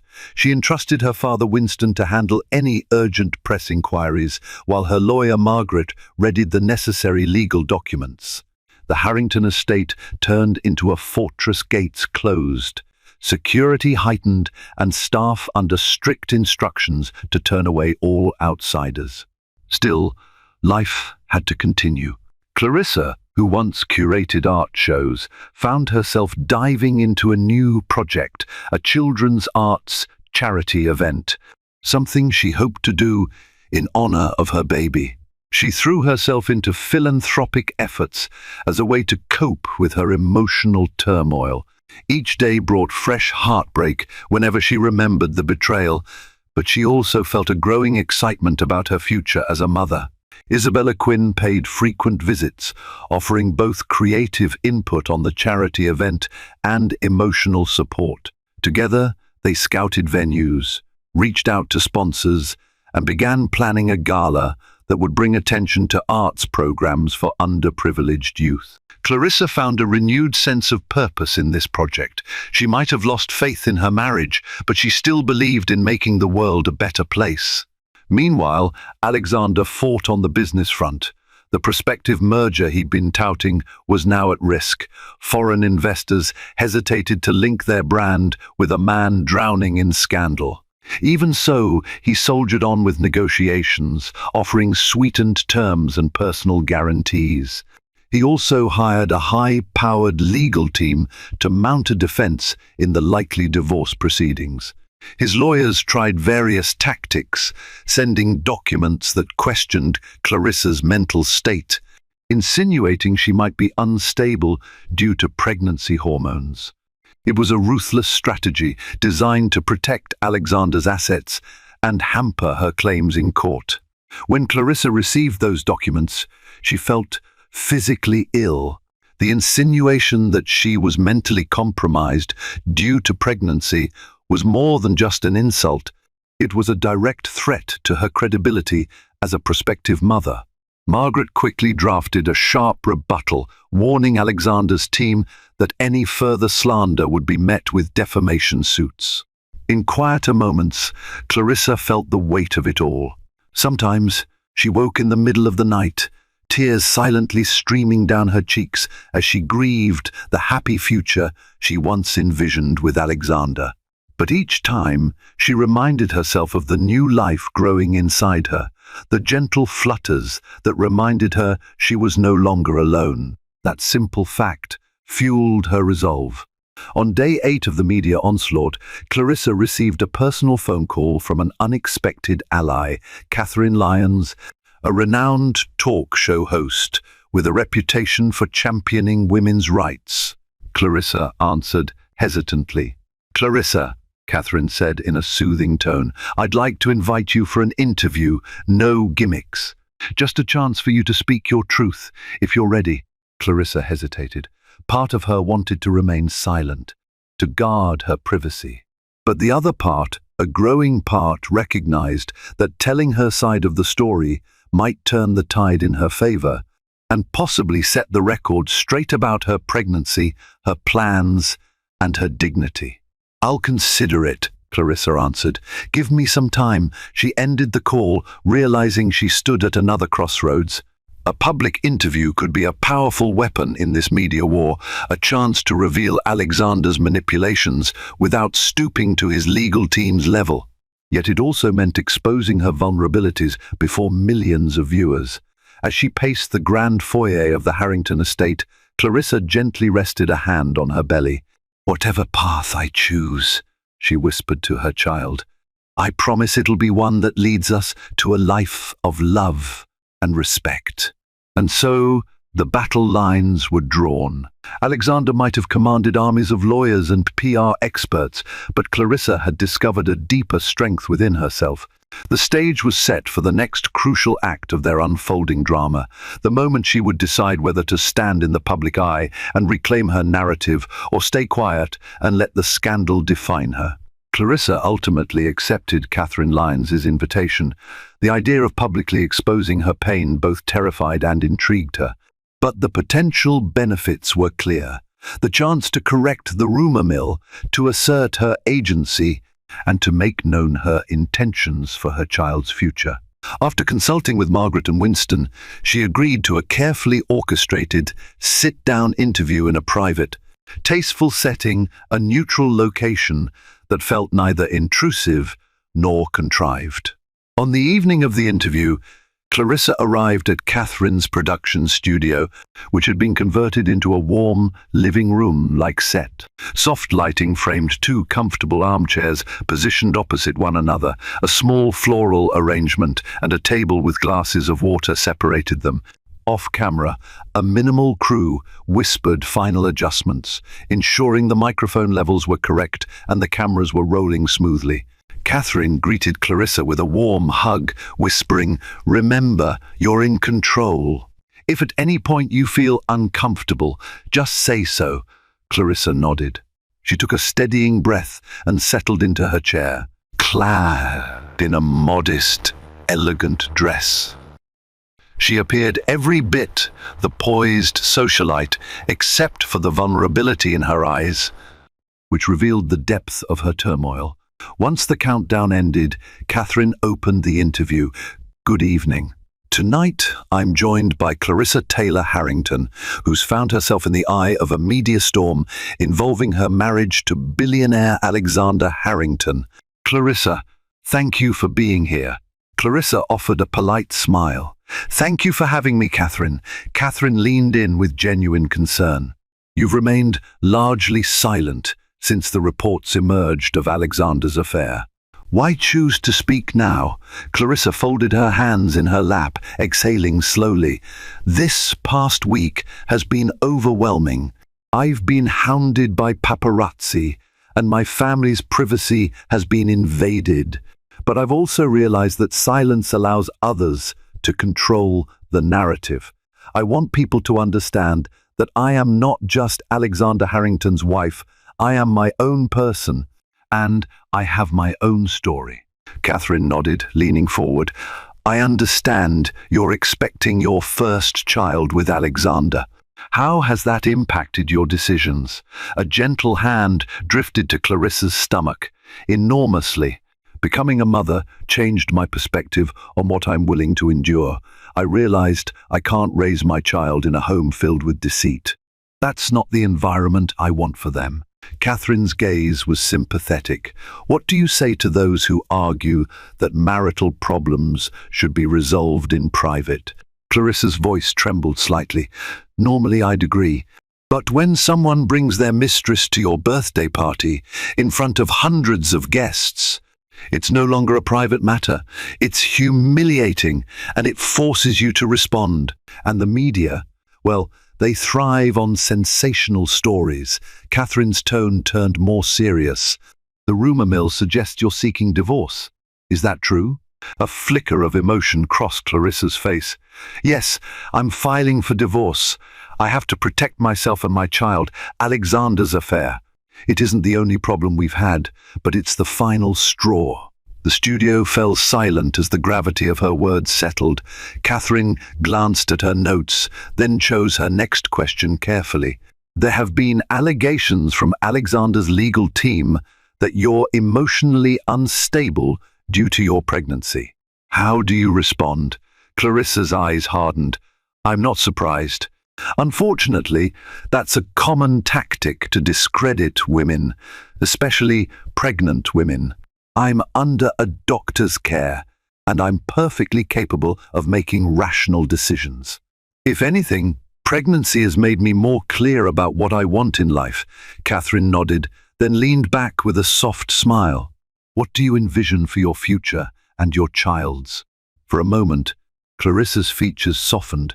"I want a peaceful life, filled with love, where my child can grow up knowing respect and kindness.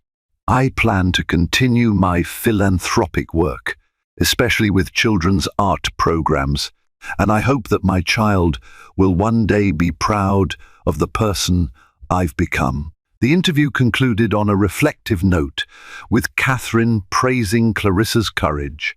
"Thank you for your honesty and vulnerability tonight. I'm sure your story will resonate with many who faced similar betrayals." Clarissa felt a weight lift from her shoulders. For the first time since the scandal broke, she felt free, having shared her truth on her own terms. The cameras powered down, and Catherine stood to hug her again, whispering, "You are amazing. Stay strong." By the time Clarissa emerged from the studio, she found Winston waiting for her. He gently took her arm. "Proud of you, my girl," he said, his voice cracking with emotion.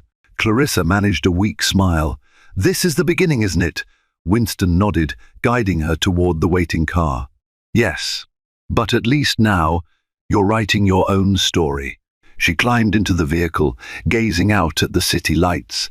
Somewhere in the labyrinth of skyscrapers stood Alexander, likely watching the interview and scrambling for his next move. But for Clarissa, the course was set. No longer a silent victim, she embraced this new chapter with resolve. Whatever awaited, she wouldn't face it as the timid wife overshadowed by her husband's arrogance. She was a mother-to-be, fighting for her child's future with every ounce of courage she had. Alexander did indeed watch the interview from his penthouse apartment. The crisp, modern furnishings offered little comfort as Clarissa's words sank in. She had confirmed the divorce publicly, exposing his affair in a calm, dignified manner that made him seem like a heartless villain. His phone vibrated incessantly with texts and calls, business partners, board members, friends, and even Sophia. He finally answered Sophia's call. "Did you watch it?" he asked, voice taut. "I did," Sophia replied. "It's not good for you, Alexander. Public sympathy is with Clarissa. Everyone's calling her a brave mother-to-be, and you're—" She trailed off, as if reluctant to finish the sentence. Alexander ground his teeth. "I'm what, Sophia?" she sighed. "You're the unfaithful billionaire. Social media is destroying you. The board might oust you if the stocks continue to dip." A hot flush of panic coursed through Alexander, though he struggled to maintain composure. "I can't be ousted from my own company. I control the majority shares." "Yes, but if confidence in you drops enough, they might find a way. You've made some enemies on the board over the years." Alexander inhaled sharply, recalling the tense board meetings where he'd forced through expansions, ignoring cautionary advice. Perhaps those resentments now had fertile ground to grow. "So you're saying I should apologize publicly? Backtrack?"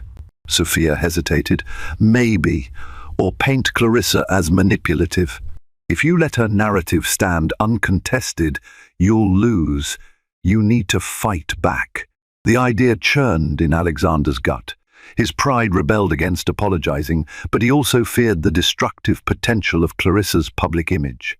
"I'll speak with my PR team," he said curtly, ending the call. Within an hour, Alexander convened an emergency meeting with Bradley Swain and a team of crisis management experts. They sat around his long glass table, laptops open, phone lines buzzing. "Mr. Harrington," Bradley began, clearing his throat. "The interview has galvanized public support for Clarissa.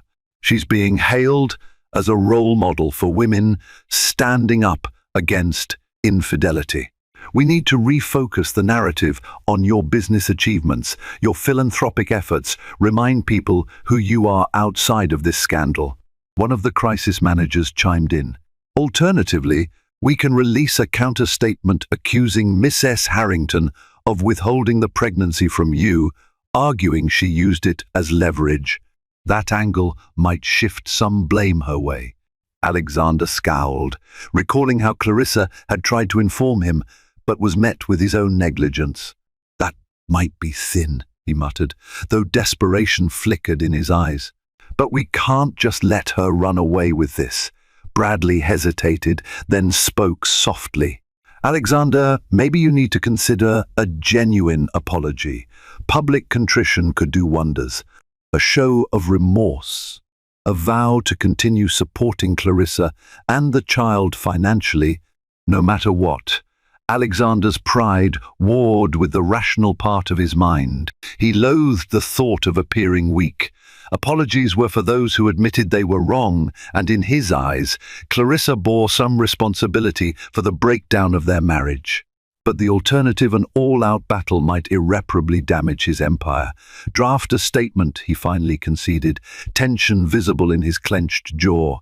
"Frame it as me regretting how events unfolded, reaffirm my commitment to the child, and mention I hope Clarissa and I can come to amicable terms." Bradley nodded, relief evident on his face. "We'll have it ready by morning." As the team filed out, Alexander remained in his chair, staring at the city lights.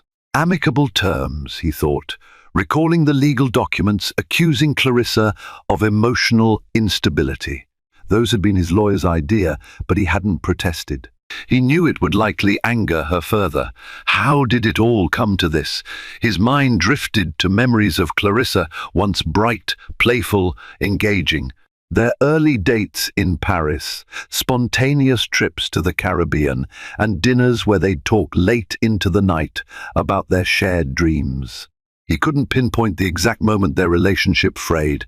Perhaps it had been a series of small betrayals, neglected conversations, growing distances. Now, they stood at opposite ends of a public battlefield, neither willing to yield. A heavy sigh escaped him. For the first time, a small voice inside whispered that perhaps Clarissa wasn't the only one hurting. He pictured her face during the interview, sad, determined, and undeniably pregnant with his child. But the fleeting remorse clashed with anger. Her going public felt like an ambush, leaving him cornered. He pushed down whatever empathy he'd felt and resolved to win, no matter the cost. If Clarissa wanted war, he'd fight with every tool at his disposal. Days turned into another week. Clarissa's interview aired worldwide, generating impassioned debates. Donations to her charity soared, while Alexander's once gleaming reputation took blow after blow. Stockholders of Harrington Global expressed discomfort in private meetings, and rumors persisted that the board was exploring contingencies should Alexander's public image compromise the company's stability. Clarissa remained sequestered at the estate, focusing on her health and the charity event. Despite the hailstorm of sensational headlines, she found pockets of peace reading, journaling, painting. She even began designing a nursery, selecting soft pastel hues and whimsical animal murals, determined to provide a nurturing environment for her child. Alexander, however, escalated his counteroffensive. His lawyers filed motions claiming Clarissa had deliberately withheld news of her pregnancy to manipulate him. He declined a direct interview, but released a video statement where he appeared remorseful, yet subtly blamed marital discord on Clarissa's lack of supportive understanding of his business pressures. The statement earned mixed reactions. Some found it sincere, others labeled it damage control. Late one afternoon, Clarissa heard the echo of raised voices downstairs. She emerged from her room to see Winston arguing with a man in a tailored suit, one of Alexander's lawyers. Margaret Lee stood close by, her expression mirroring Winston's anger. "Clarissa, they've come to serve you additional papers," Margaret explained, exasperation in her voice. "They're pushing for an urgent hearing on spousal support and property claims." Clarissa stiffened. "Is Alexander here?" The lawyer cleared his throat. "Mr. Harrington is not present. He simply sent me to deliver these documents." Clarissa accepted the paperwork, scanning the legal jargon that essentially questioned her entitlement to portions of the estate, claiming she abandoned the marriage. It also criticized her for public defamation, claiming that the interview painted Alexander in a damaging light. She felt her blood run cold. "That's enough," Winston growled, turning to the lawyer. "You can leave now. Any further communication goes through Miss Lee." The lawyer bowed stiffly and departed. Clarissa closed the door behind him, heart pounding like thunder in her chest. She swallowed the lump in her throat. "He's not letting up." Margaret placed a reassuring hand on Clarissa's shoulder. "We anticipated this. We'll fight it." Later that evening, Clarissa locked herself in her bedroom. She gazed at the city skyline outside her window, tears finally overtaking her composure. The weight of the baby in her womb felt both comforting and terrifying. Her child was counting on her to provide stability and security. Yet Alexander's relentless legal maneuvers threatened everything she was trying to build. In that moment, she made another life-changing decision. She picked up her phone and dialed a number she hadn't called in years, an old family connection in England, who owned a country estate far from the paparazzi's reach. The phone rang, and a familiar voice answered. Aunt Rosalind, Clarissa said, her voice trembling. I need a place to stay, somewhere I can clear my head. Is your guest cottage still available? Her aunt's warm reply was immediate. Of course, my dear. Come as soon as you wish. Clarissa ended the call, a surge of relief coursing through her. If Alexander wanted to wage war, fine, but she wouldn't remain a sitting target. She would remove herself from the toxic environment, cross an ocean if she had to, and focus on her child's well-being. The estate in England was secluded, nestled in lush countryside, the perfect retreat where she could gather her strength and prepare for the final battles to come. She spent the rest of the evening making arrangements, instructing Margaret on how to handle any urgent legal matters in her absence, coordinating with Winston to keep an eye on the estate, and packing essentials for the journey. A strange calm took hold of her as she placed each folded maternity garment into her suitcase. She was no longer passively reacting to Alexander's betrayals. She was charting her own course. At midnight, Clarissa stood by the nursery she'd only just begun to decorate, her heart squeezed with bittersweet emotion. We'll come back, she whispered to the unborn child. But for now, we need a safe haven. She left the nursery lights off, gently closing the door behind her. A new chapter awaited, one that would test her resilience, her capacity for healing, and her willingness to protect what truly mattered. Regardless of Alexander's tactics, Clarissa was determined that neither she nor her child would live in the shadows of his ego and deception ever again. Clarissa's departure from New York was quiet, shrouded in secrecy to avoid the press. A private car whisked her to a discreet gate at the airport, where she boarded a small jet bound for England. The aircraft hummed gently as it rose above the city lights, each twinkle below her growing distant until the skyline was nothing more than a memory. The flight offered time for reflection. In the silent cocoon of the cabin, she flipped through photographs of her and Alexander from years past.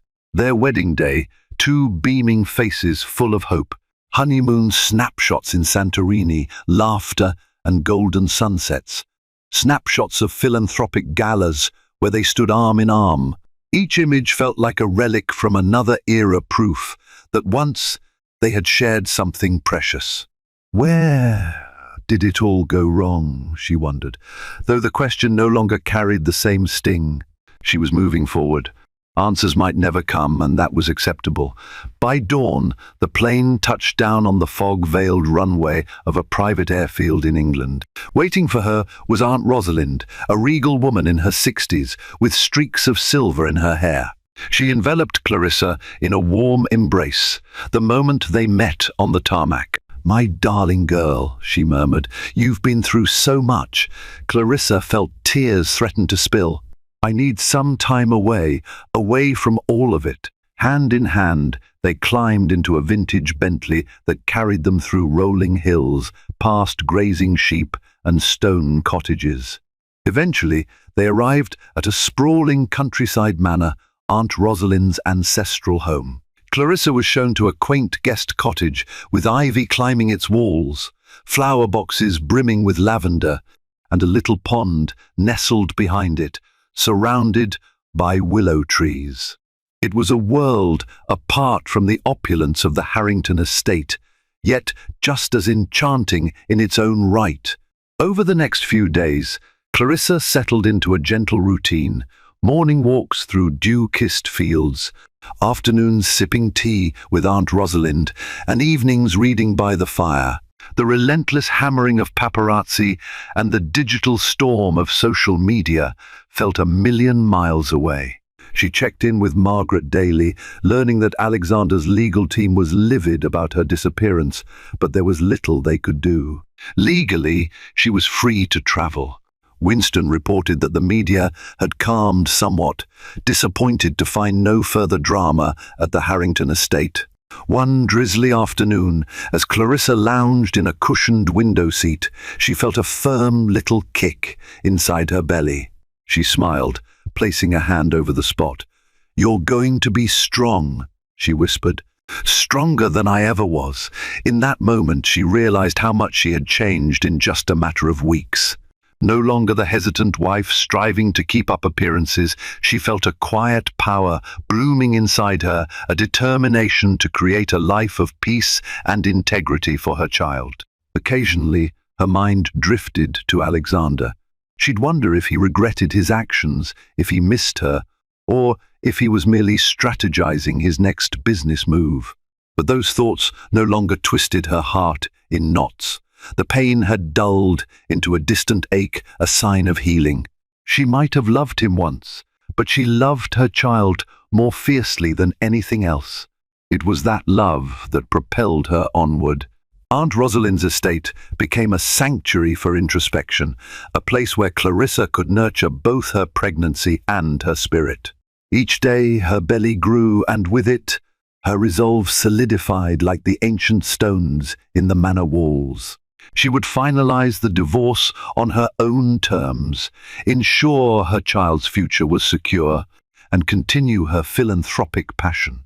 If Alexander wanted to remain locked in his cycle of ambition and scandal, that was his choice. Sitting by the pond one evening, watching the sunset paint the sky in lilac and gold, Clarissa exhaled softly. The reflections of the willow trees rippled on the water's surface, reminding her of life's impermanence. She couldn't control what had happened, but she could shape what would come next. As twilight fell, she returned to the cottage, heart lightened, ready to face the final notes of her confrontation with Alexander whenever that day would come. For now, she found solace in the hush of the English countryside, every breath affirming her newfound independence, and the life growing inside her both delicate and immensely strong. Outside a quiet English manor, beneath a sky of lavender and gold, Clarissa has finally found a sanctuary for herself and for the child she carries. Though her journey began in heartbreak and betrayal, it transformed into a testament of courage, self-discovery, and the unbreakable bonds of family. Still, the world watches, waiting to see if Alexander Harrington will repent, retaliate, or relinquish the empire he fought so hard to build.